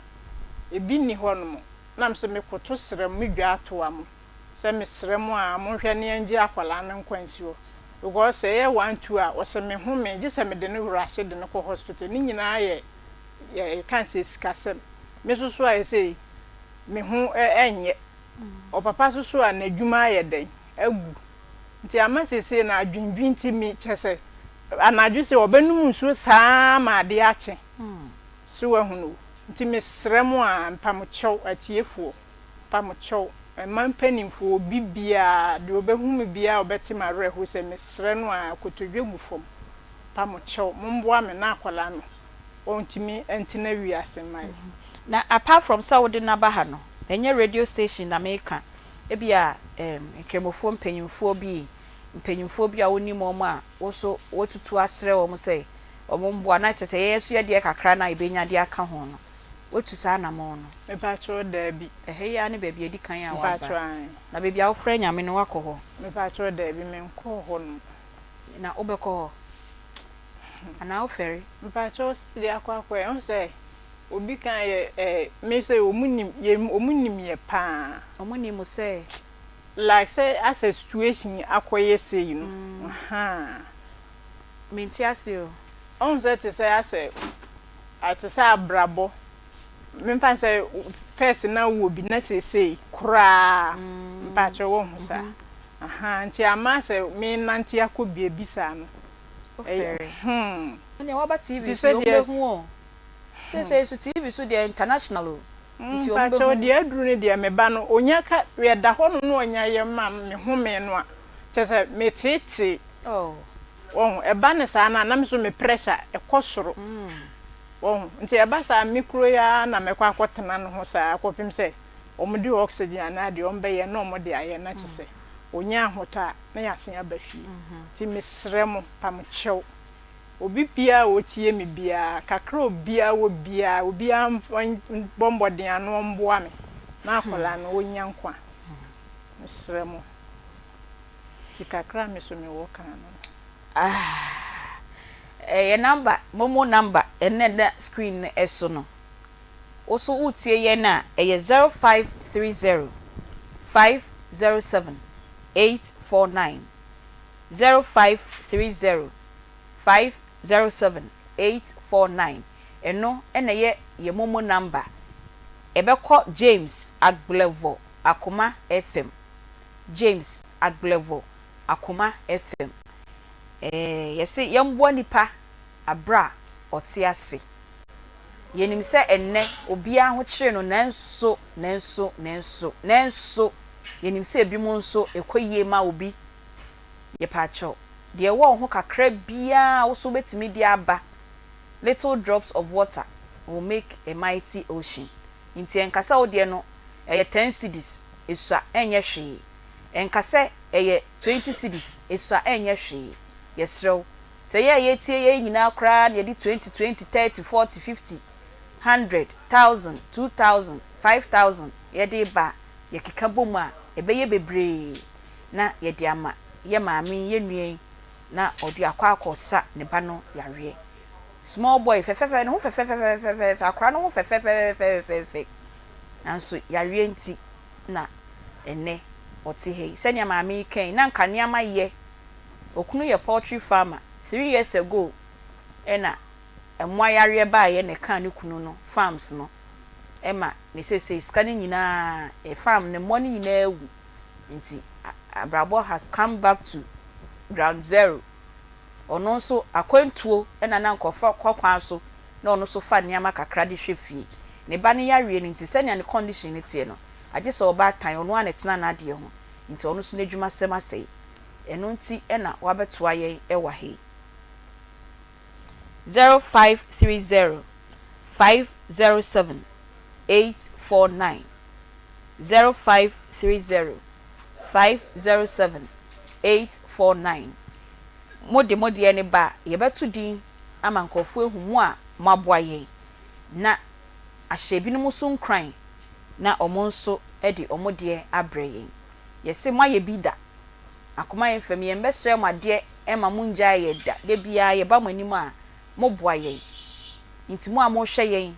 mu a mo hwe ye no kra de mu behu ne kese kra si mu a omu tie ye no mu behu senia ye ba no ne situation no esitie mobo se obehwe akra na 7 years bana de bia ne home na orahye no hospital na orahye no hospital ye hole in heart ena etete ye bei nti yesre mu se momboa ye na yentimi enje ye bei enkwa ensi ho emfa emma no oti akra ne home no kra enkoyie but yenim se nyame nti mo beboa ye ama yetimi aboa ye bei na yamko yaboafo ho na yenji yaboafo enkrato kakra bi ye besan aba ye bedru ho na mo amoboa ye no ma hyase eboa ye na ya hyase atutu din ahwemu a moboa ye Power Specialist Herbal Hospital we hepatitis B Hospital of the Year 2022 hepatitis A B C D and E wahrawa ayekese sciatica aso sisi asolto unompemu ebubu wenya kompo any ulcer Power Specialist Herbal Hospital na omo entu ase emfa emau Kumasi omo Feyasi Lake Road omo ben Jasbro filling station Accra enso omo Kwabenya Pokwase ACP Main Road eho ena omo wo Takrade omo wo Anaji Estate omo ben Anaji MA Primary School omundro ni bi eye Edroya Herbal Malamix ena Herbatin Herbal Mixture and Powder eboa boost immune system no ena Jiri Herbal Mixture eboa emema empem agudie Cough Care Herbal Mixture ena Edroya Herbal Tonic onuma atonso a na wakwakope bi ato Power Specialist Hospital omundro no Food and Drugs Authority agiatum enti utobi na onoma enya insusanso oboni bia ewo onso ubenye bi ato wo herbal ena chemical shops nyina Misty Herbal Apidank Herbal Freddy Mens Danny Herbal ena Colinac Ashtown o pese uni omu edi nkomo afre omu ewo 0244 544422 ena 0200383831 na Power Specialist Herbal Hospital na uni omu endi enkomo yakoswa toto esremu ye baako ne ye momo number no afem 0530 507 849 0530 507 849 edia ebeba no eye James Agblevo eye yenua ba ne ba 7-year-old Muhim ena ono Hole in Heart ha krai na ohia ska ye de beko India ne yakwakoye no operation yesremu yenim samu boaye ne a Doctor Foni betimi agene nkwa esi ho edi amano maame ni opapa no omanim ni omachi ebi ni ba bia eninti enomaba TV so radio so ebesre emboa nti no yemba na yenyina yemboa yenua bai na onfa ne ba no enko India na yenko sane yare yekọ Asanska University College of Design and Technology omo ye fashion design technology no mama degree diploma and access certificate jewelry design technology product design and entrepreneurship and a digital media and communication omo ni nyina de obeye bia no oma degree diploma and a certificate yesre okoho na ekoje adesua nenya certificate diploma or degree from number 0540124400 0540124400 Asanska University College of Design and Technology and ye ni akofom because sebio na oba no enya yare se ya aya na areho na ya ayemhihye obi eni ho opese obewo na ne ba benya Hole in Heart debi obi eni ho obewo na obewu se ne ba no ewo Hole in Heart na de bia uhu ba na aye ayemhihye enti aman ne ye ni akofom kakra ne yenim se yetiefo ne yahwefo a de bia moboa ye no mobekoso aboa ye bei na yetimi agene nkwa esi ho 0530 507 849 0530 507 849 Edia ebeba no James Agblevo Akoma FM kakra bia obenye bia yesro fatu ye number no so na yemboa ye bei na yenjene nkwa ensi ho na yenko doctor mesia de enemi ntimi mbo ne nsamrane no koso sanka ne mbo ne nsamrane doctor welcome. Thank you. Yami aduna mso ye. Yesu adum yesu ye ho ye papa pene de and the story na ma ye ra ho but ni nyina ka brabo no ho e ka brabo no ho pacho akwaba. Yeah, me that say me charity for no ashefo nyina. Story me nya de ba man say almost say Hole in Heart. Hole in Heart ye be 7-year-old boy. No, Grace Fighto, so yeah, best support 1,000 Ghana. Ow, Grace Fighto. Mama 1,000 Ghana cedis. Doctor Nyamin show. Because condition like this, it involves a lot. Inti at least yes, we can cry bit. Nyamin show. Miriana Jamwaja 1,000.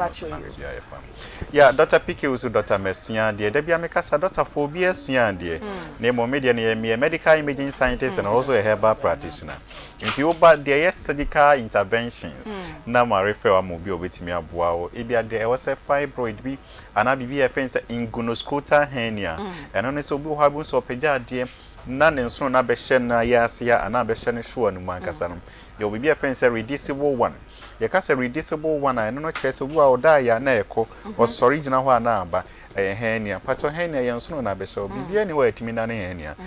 surgical intervention and a Dr. Piki will say different from other hospital and other herbal centers na nkasa no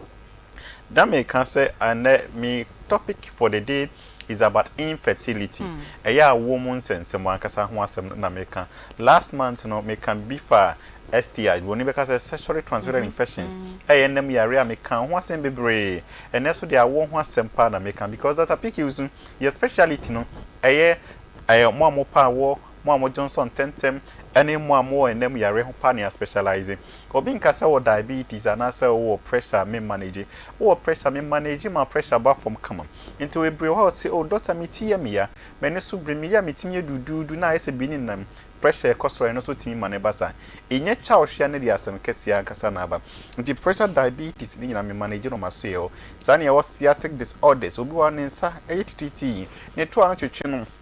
Zano may nyina ya ade ayehwe no yaso ye oba na de anya me field na no mapo wi obetimi abo ama bibia so aye fine ti Dr. Piki use me number no screen no so no o frame me doctor me condition ye me how ne me mo me ho say the prices are very moderate and affordable na ye branches na ye mienu ye Kumasi Abreport highways and Accra so ye o Domi Kwabenya Accra odu Kwabenya station bisa Dr. Mesia de na Dr. Piki o usuasa resabi obi abechro sana Kumasi Abreport so obi aso bechro me number na o screen no so no offer me number na obi a ebechro ho me number na 0243 0242 me number is 0244 87 84 31 0244 87 84 31 me wo Dr. Barima so number no so 020 ya na pressure ba me number 0244 no so pa nti ofre ono so be cheche bibia mu achiro se de na ye kan pacha awo ho asem no eye wo mu stages mienu yo Dr. Pacho ye benya the other number no Dr. Barima number is 020 69 68 694 Dr. Barima number no nti pacha se ofra ye beje osu na bibia so aye fine awo ho asem no da bia meka say ye wo mu ahoro mienu your primary infertility and secondary infertility e ka say primary infertility a obabi ho awasi so wodu ni fi bi so onyem da waye oni be matna dan ba kumienu more than 1 year 2 years I want mba onyem da on a lifetime one your friend say primary infertility and then e maneba obabi o ha unu aba be hunu say obibi a friend say hypoplastic uterus na wo de ketewa bi ontime nyem ma na nyeyi obi wo so na wo de no oni bi kra your friend say the uterine agenesis into obabi o ha wo din fie o ye maame o ye papa obabi anya 17 years na say on mo ne nsada ebetimi abasa woni a wo de kra ana wo bi eye ketewa bi sa no mai eye primary infertility secondary infertility ni say obi anyempen ebia 1 or 2 reasons bintin oyifri ho ana eno ana seye eno no so no one edentin na wawo pen na ontimi mabiem no one equal bibia fense hormonal imbalance uni ababeme obabi ho abun se debia owaboje senyi no honam ya oni oye hairy type ankasa safo no so timi suffer from awo ho asem obi ho abun se omia no fo na enso free mu ba safo no hormonal imbalance bia fense prolactin wo so obabi a wutim bia omia no fo enso free mu ba na bra on breastfeed akra no it tells you say utiminya wo ho issues man eye ya ankasa no da bia me kase ade esi a wo ho kwan pa infections eye nam yare enti wo be hu so bi kwakwaye bia friends histosapinography ya chuma wo de ne ahwe tubes no ya so tubes mosi e musi a wuni aba untimenye man ne okoye test ne friends say hydrosapins hydro means ensu na abejejina mu me patch of a report ni send me na fa report ni breme wo de send me kra na me comment se metimi aboa se metimi mo so me catch us oh we de metimi aboa mana yi enti be try na yen share for 3 months no especially wa wo de na bibia friends spasm ana tuber blockage no ba ya man query me say doctor no kra nya 100% say imu blockage patch ono de oba na obeso ye bia na nyame afa yeso na bibia so aye fine nti da bia me say ade esi ya won kwan pa infections nti wa wutimi bia wasekeka wasehihye ye maame we papa na baby ko school oba ye se mommy masekeka me masehihye me enso free oba no one teacher be kakra no ebesi na wo ho kwan kra nti ade esi ya won kwan pa na ema oba ntimi nyem no eye tuber blockages and at the cause we friends anejaculation anovulation ye ka say anovulation na oba want to kosua that is why I always be an missing kabenya and by 24 years na kwa sha sia wo wi but that this is 6 years 36 years na kwa wo wi da bia me kan ma na say mo the pressure to assume month bia wonya menses bia no menses ebe bia no kosua ne na esa no month bia wonya period akosua ne na esa no enti da bia be hu say edu ba bia omo be ba 30 40 years a omo pa eba no okoye test bia fence LH AMH hormonal test ni bi na doctors ye dey check say ukosua san na ukosua san empre bi no be ko hospital no doctor be catch say ukosua san this okoje egg donor ni bi no me patcho ahye omo 38 40 years ekono ya na omu hia little donor support na etimi amomo timi anem akasa no enti patcho so wo yo ba ho na kapa 24 wa sha say 2-3 years na nka wo by 36 38 na nko awo bi enam school ne no ma bi ntino be say start by 36 38 enti wontimi wo de we a wo si pe na akasa no eti pacho sauti enka nesa wo pa wan kasa mi pacho bra be test we ni nyina more especially uni abadia me di ho ya ne mema no bon se be ma be ji oba na siwo no oti kwa question be 5 years 6 years me dem ti sa wo meji me be free won se because e basa na obe bana na wo twa ne bra wie obe hu anse obe sa kofa obi oba bia ba se ne benie na wo ba no so wo twa bra eti pacho de me kan se me twa bra e me man be bre boba me doctor kasa na the pressure so to ye me man so ne yere mo high pacho also mo ha e was be check wo de ne hwem said there be because so sro nyame ontimi ntwa mfa ho nkonyem obi emmo obi nyem no na wo de no enti e basa na safo no uni aba om sofa yipa for obi se me fa doctor me number no ento ja me number no 0244 87 84 31 0244 87 84 31 enchena me de manu de sem ebe we ya wo ho asem na meka me se oba wontimi wo no obi a oba wontukusua wontimi wo oba ye sa test ne ma so betimi atukusua na wontimi ntukusua because me nje wo scan de na e ha me ne se uniaba oye test ni wie na wo hu se wo problem no on modu no onsan koye repeat ma ye hu se ani bia du na je no ana anje no waso aye wo kenti pacho sa moti enka mo pa wo ankasa mo ba mo nye sas for 3 days nma to yimbu asa ye hwehwemu bia sefata bia na ya sha boam jere me kan me prices are very moderate and affordable say only sperms ni bi kra na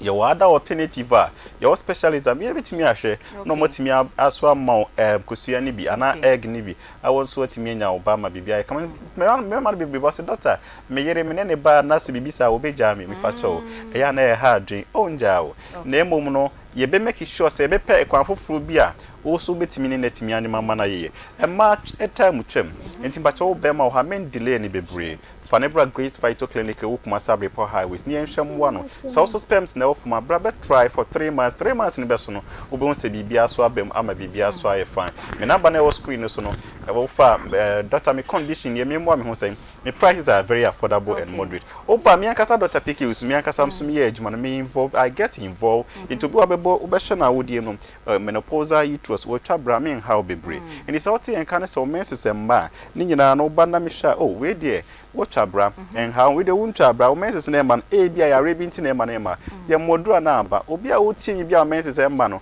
wontimi nyem ma na nye this eba ansa na wotimi anyem ti wo this dysmenorrhea painful menses pa na prayo ho dru Dr. Pigos me nkasa bebre nemo nimde na me wo no na me soma che na obi aso aba bebre so nyom results anything FM Dr. Mesian die no Dr. 0244 87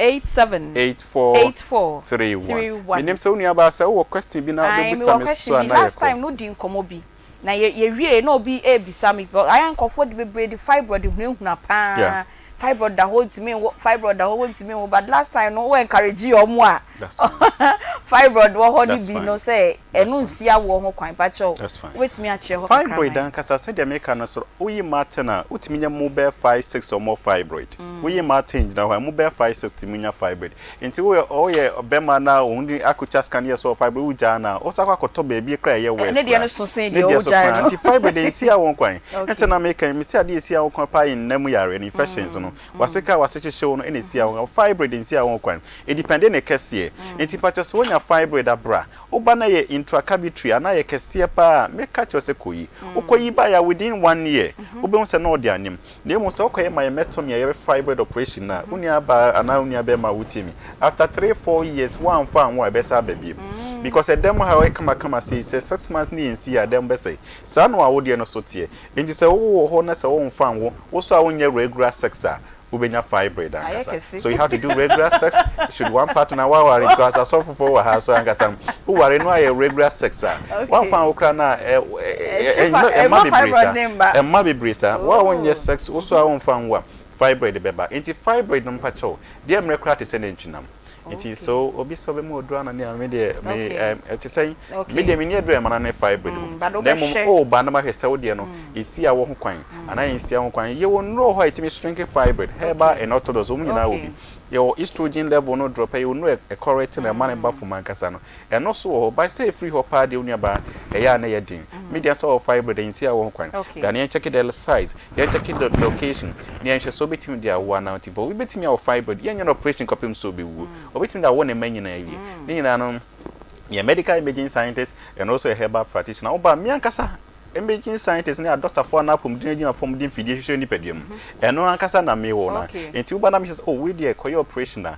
no worry dey biam kasa emergency operation e 50-50 say as for survivor your emergency operation either so be free and our own free but operation na doctor prepare one kasa dey omo time free musa enti pacho dey make can say yes koyo operation na won tiase akodi ada doctor ho kosi ke second opinion no onhwe and abitim about Dr. Piki Osu no abeji advice because they be am kasa herbal medicine na good sa na abrofudro so good but obia ne de ewo ye timi number na ewo screen no 0244 87 84 yo kumasa bepo highways and across so domi kwabenya yo enti Dr. Piki Osu Grace Phyto Clinic ena medical diagnostic solutions ena wote in nka oni ekasa no na ansa na ye beba no kra no na osi ye be ya ye appeal for funds edi amani Dr. PK Owusu si oboy 1000 Ghana cedis 1000 Ghana cedis enti Dr. PK Owusu Dr. Mesia die ye da so papa kuma mu nsɛmfo eda wase ye ba muhib eni omame enso eda wase enti mu amutie ye na mu amohwe ye enso no ena ye general manager Kumasi office eye Akoma FM ye general manager Madam Faustina Derry ono so ama ye envelope bo mu ade o se ma ye mfa ntudwa enti ye maame Faustina Derry wo de esu ni esu a wo ho de di kan su free ni esu afrosro nyame enhraw Madam Faustina Derry ono so ede ne de aba beboa ye Dr. PK Owusu ono so aboa ye 1000 Ghana cedis se yemfa emboa ye bayi na yentimi enkonkoye ne surgery na ye ka etwato okra me maame patodin ni biem patro ye from Aisha ka okasa etwato okra na obi a ohwe obi a wotie no onhu one obayi mobo ohun na omo beboa wo na yenja mokwan na monko mo ba ya che yo atie for ma wano bi ni kakra na de bia ye bebo nti o kan yi a de bia ye bo a na etimi aboni for mesre mo me pamocho mpanimfo aman panimfo ahemfo se bi mrantie mbabaawa obi bia kakra bia nsha obi a nhwe nyankopon anim na omboa me na akwala no ontimi ntina nye saade a minim de ebeba because tem bia nya ya wose ma me home no mintimi home eba ne saade se ration de ne yede ekọ hospital ansa no mo de oxygen ayede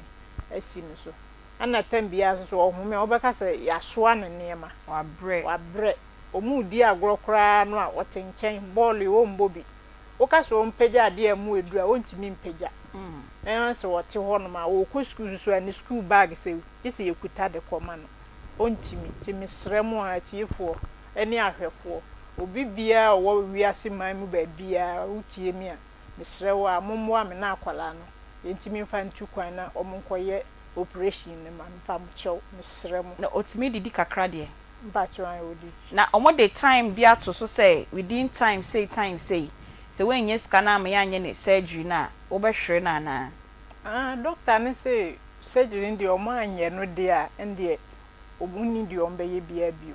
because ohia surgery no nya saade bibia kanu a yenim de besi nti wose gise surgery na gise surgery bibia ni ho ebetwitwa age na age so mokoye ne surgery na yo me pamacho ye number no biem e 0530 507 849 0530 507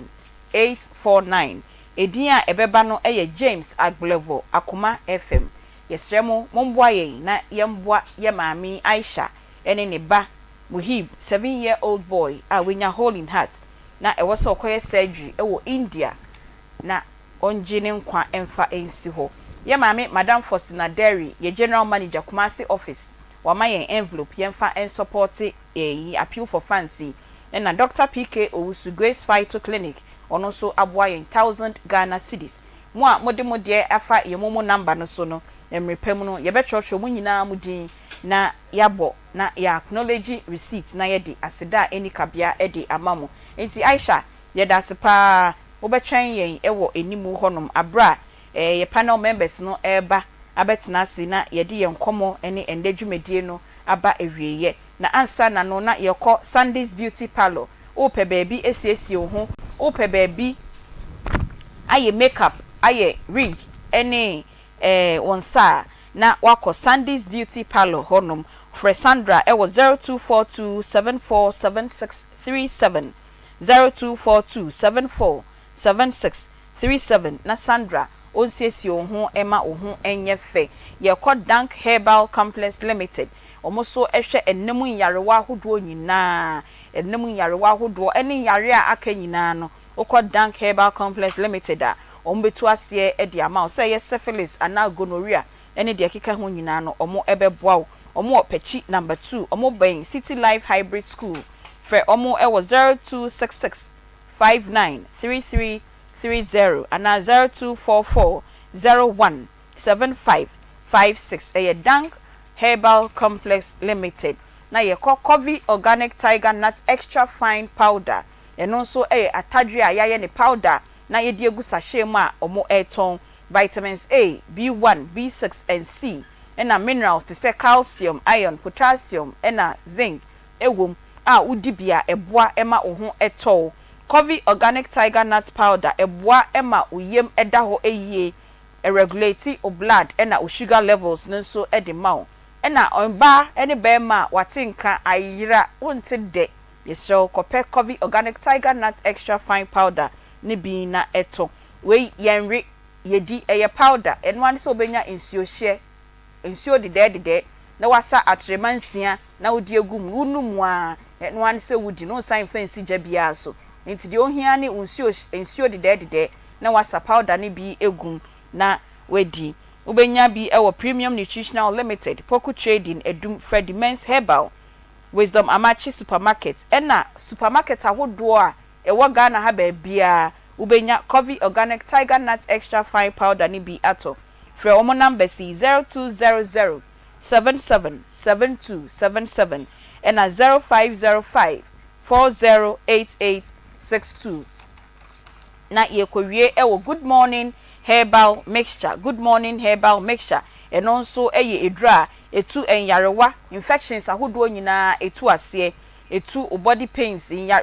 honam yaw ulcer oba ubunsa emmakra eba emaye ena wote yaw ni nyina no kope Good Morning Herbal Mixture ena enemu emreye onnemu nkoyia pe Good Morning Herbal Mixture ebeboa ama wetimi ene woyere ene wokunu ehyiemu yie ama ho ato for omo number C Dr. 3 days number e was 0246594117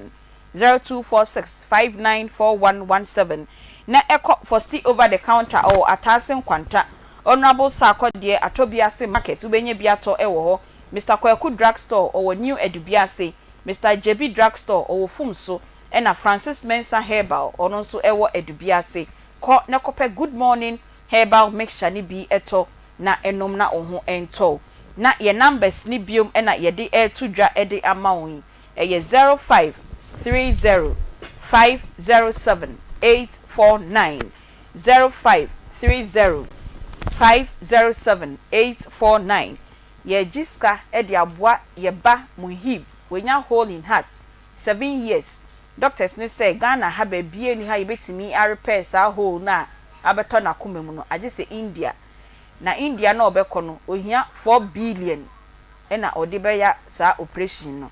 ene yetutu sremu se munyina momboa yen na yentimi enye yeba no operation number no eye 0530507849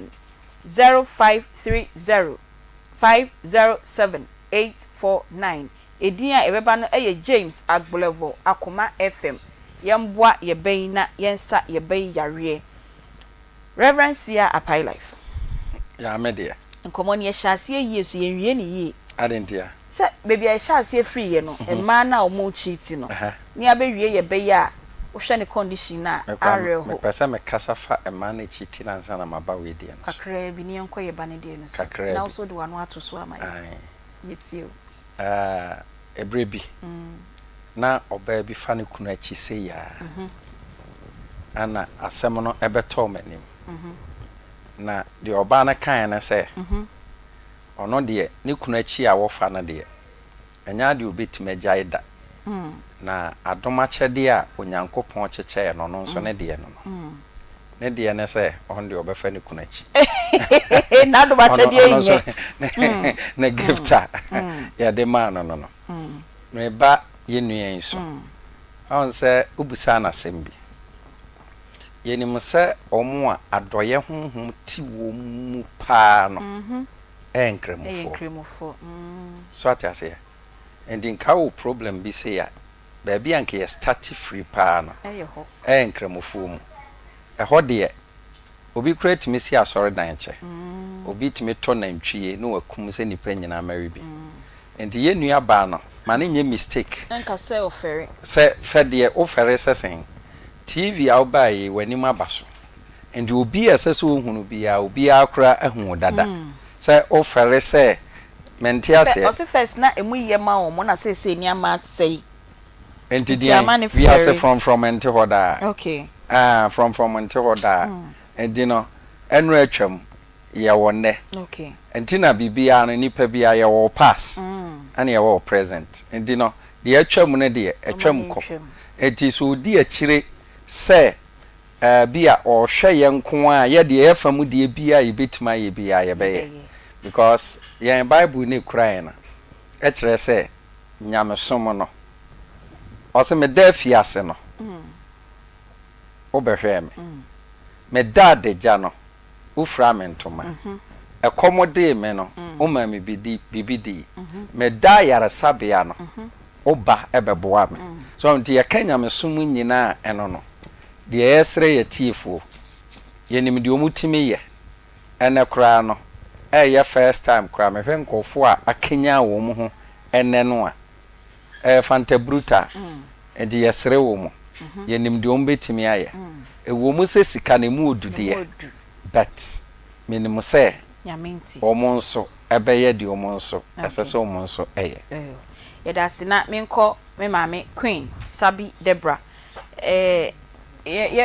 nua bay yasemi also for one to me yetiefo ne o fans so be support ane yesre rade se onka se rade anka wankoma ntimi nye papa ye den te rane ne kora so de sika ho so ayeden te so obi tam sika kakra kra saje no den pa rade na we kra ya bepem senne no ye de akola ne hye ne nsa wonka obi bia koma ye tiefo ya dofo me fancy nyina me srem se we de montwe mukon emrem na yemwa abofre na yentumi nkoye no operation no chese bi otiwe ebi kro ya o minor set obeye bibi aboa o mine no eno na ya na ye nwene nko wawo ne de ne nso nye ono nko aneba ewiase nyina ade a ti mesre yetiefo se rade na nkasa nka obia akoma ntimi nwa na yensanka good results enti se wuti a ye number ni biom e 0530 507 849 eno eneye ye momo number no edin a ebeba no eye James Agbolevo Akoma FM 0530 507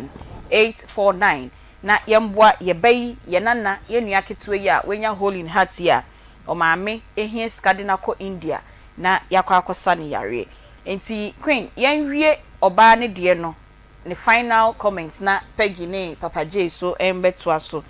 ema na omaware na ebinom enso esi omagagem no yesrew tu onfuma yi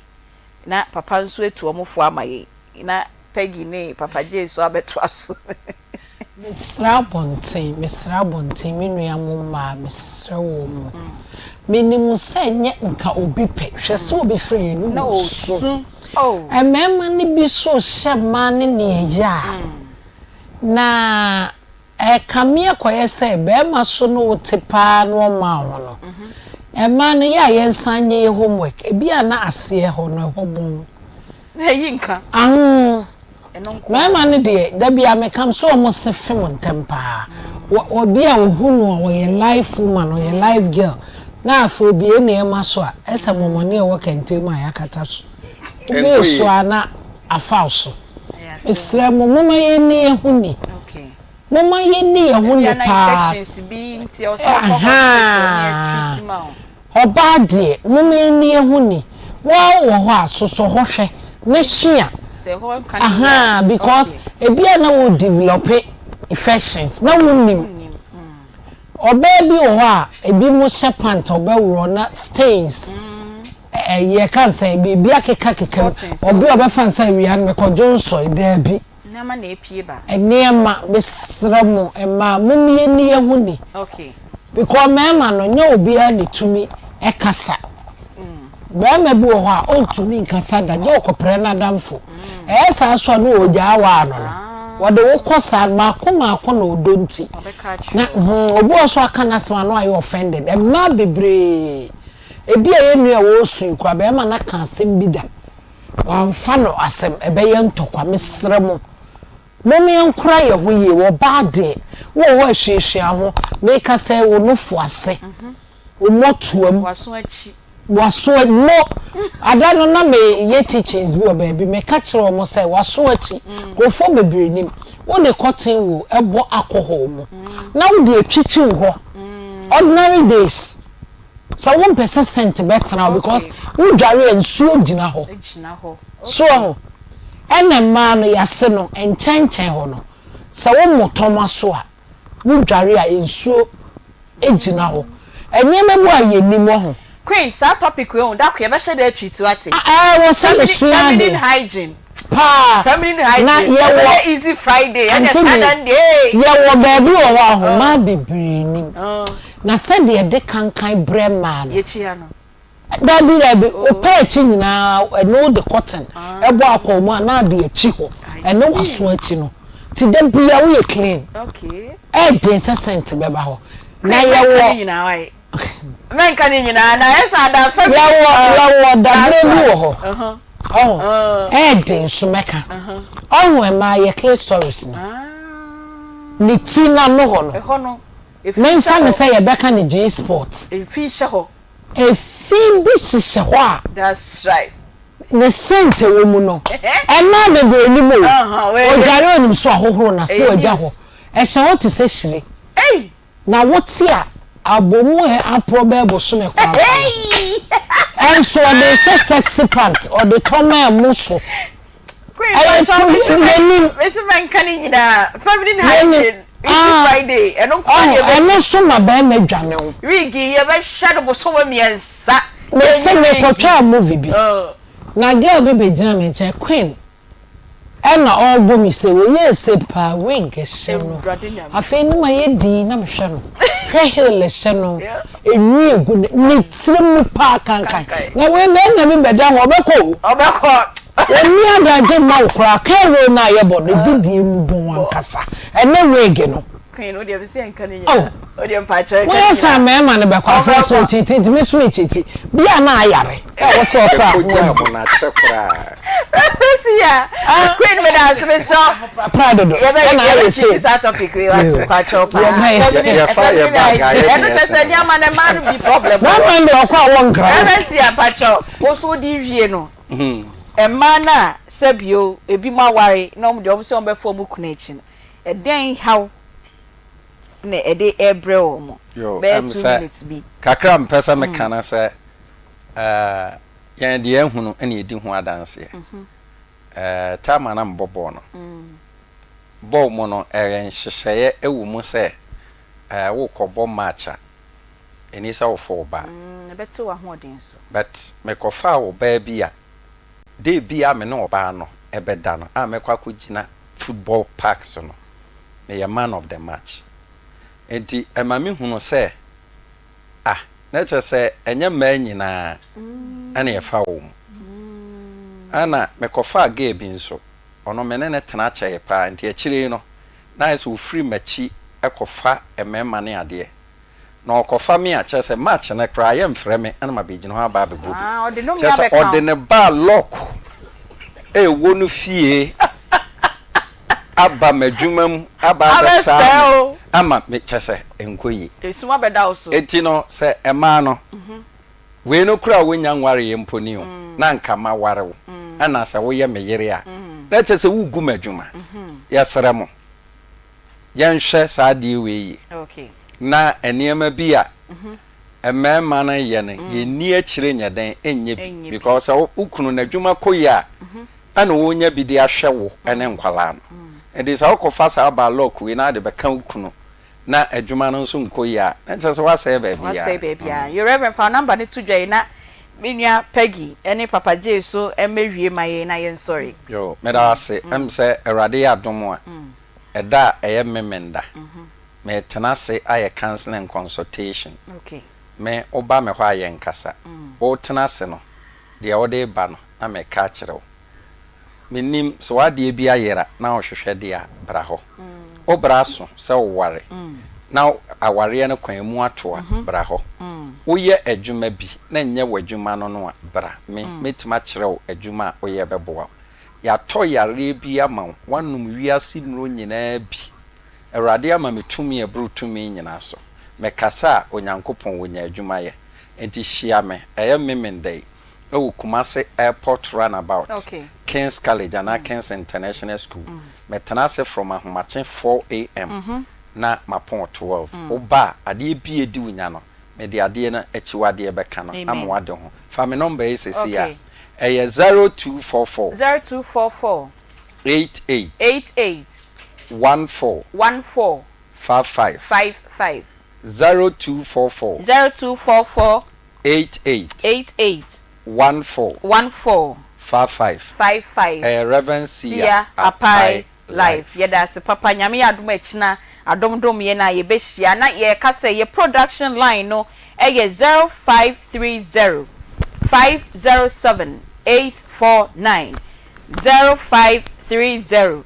507 849 eno anso ena ye momo number no ye sremu ye nuanom etiefo ahwefo ye mu de bedum ye bia no ye beje ne akase nyame onhira mo mombwa ye na ye mbwa ye nuan a ne ba enya hole in heart ya wabesu abedan yen ewa he se mambwa ye ne a ye nko a ye ntimi enye hwe nti ye sremu se mombwa ye na ye nso ye ntimi embwa ye nua bai one ne ba no na meko papa J ho na ono nso kakra bi obeka fa ye bai hole in heart yin ho ansana wa finalize enne ema na ya ware no mu chiti no wa finalize no na enne me ne Peggy ne ebepon Papa J kakra bi ye be ya oyari kakra bi also bet ya ka chiti fo no mondom ye na sem na are ho because me buy no oti anymore me kwa na me twitwa the pictures bi I say innocent boy onim hwe no onim an say oyari sani adofo abrebi omoye no sa pepepe na ye say this time no on be to me aye sani we kan akọ ye nim de da cho baba be ama oman no enti kakra bi obi ebenya bia no ye nyini emfa mbo na ye mfa enkongo he scouti din kakraka yeso so ye de brown ne ya ne kasa fato akoma so de kra enti minto enti kakra de obenya bia no omo famra ne emfa mbo akra na yenje ne nkwa ensi wo ema that's number ni 0530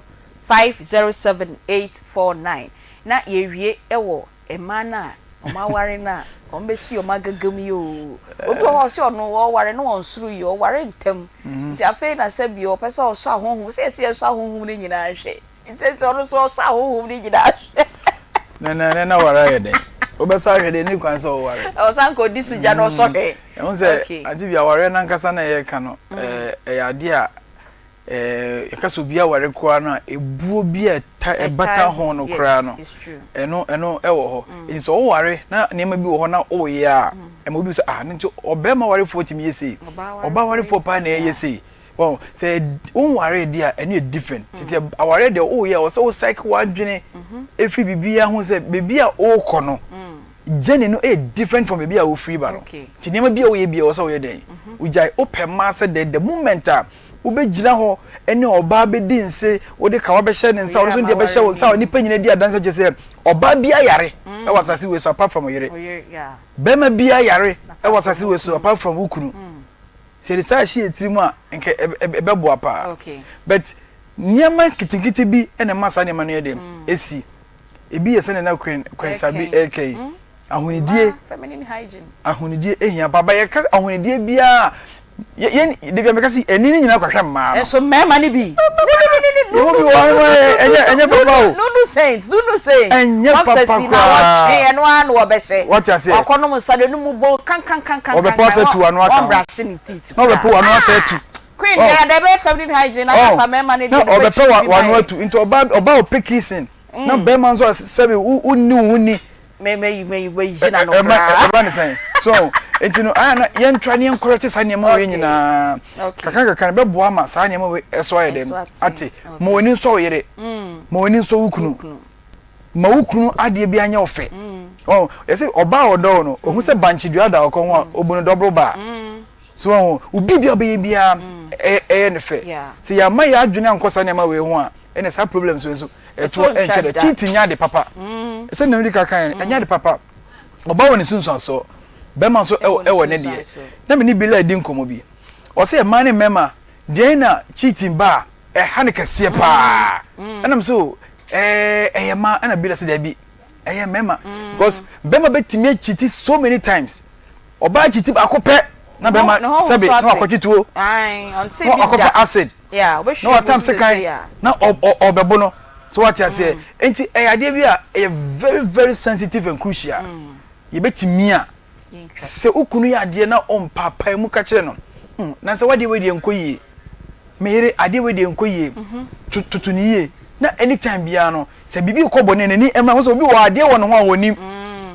onimo aje se wo no wa dem waka che se mpanyifo ka se the old chasa nim se na chiachia no o correct na no wa ye ni ya ma na fe wa enjoy wa de afebo ye da se papa J e na mote ni nka no mamines ye be kakakrabu aye wate Aunty Bea reho eri ade akowie wo ma no na reho de bia me ka se wusu a wo ho wusu so ayi ohia no na wosu ayi yawe e ha adwene 8 years or 7 years where they were ye na fefo kra kwa ontumi nkobi de bia no bata ne maame sa nti de bia no aya akoda foforo ba akoda so nka wugya na mo ye de opa na onyini intententem ba de bia otale ne maame enye wono a ahode no ebi nni ho maame no kra wa ya ha de ye me yan a wo kan ne se na ye wobi ewie ni asem no ohun na nke ba ne sempa hagye mu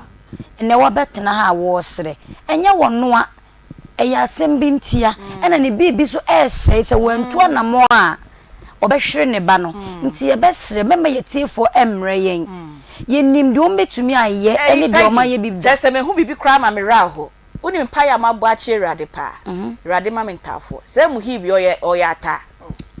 oh beluchi pacho fatu so na ye nhwe o se ba ko ni okay ba ko ni okay oh enti ye ba ye oba ye se o mu ye ntafo oni ni nua na gina ho no oh hwe bebia yi ba ko na dru oh rade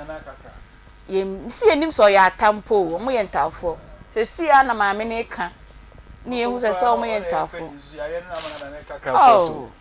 ene ntafo abuhwe ye bia ntafo de mododom ho ahina safo ne ntafo ne quadruplet we dey twins diary munye ne ntente ni am si from me floor ai na mo be bua ye nua yi na ye ntafo ye urade ha sister to aso Aunty Bea ye nim de atiefo etumi ye o ma ye bi da a o mu gusu a wo mo ye ene ya sa ba mo na ase mo mre yen enye yen ya enye ye nyina ye nipa se de papa je kan 4 billion ye de ma onene ye kase fekoto akoma so ade kra wontumi hu de ode koto nti ye bese kitua bie nsa de ye beka o makoma bi o mo fambra ne ye fambo ye bayi ne ye nkonko ye ne surgery no ye da se siwa gegem agegem ne de meme nso so that's right meme de ne se live to live se ade no hwe na emmoa wo a ene gi animu a mesre enwu abusua wo firi mu animu ase aya na mema ye nwene ye nko a ye ho ye nwene abusua ye firi mu na ye bibia ye hu ne be se tutu ya namo se wo hwe na be ma no no oba na koja no na ye de obeye oba no so no be ma na ja no na ye de obeye ne mo memmo adwaman e wo waware fiem me de mi da so gira man so enye o eye very dangerous enye etimi kura gu be ma na adwuma esai nema bebrebe moka Bible yese tinini ni entina fidifo tena bia enti se wo ware a ti ade na efe na aware na se ansa na wako onye ready amenko obi wo ware ready enti se wonye ready a mennya wadwen se wokotena ware se memma obi bebema enkoto ni sika nwu abra oba bi so ho no wabobo ne niam asi wo epe obi so wokogina kotena ne fie enka se be ma bo adwaman tu so kwa ko bo adwaman ena me kan be ma jonso a wo prum oba wo jonso a opepa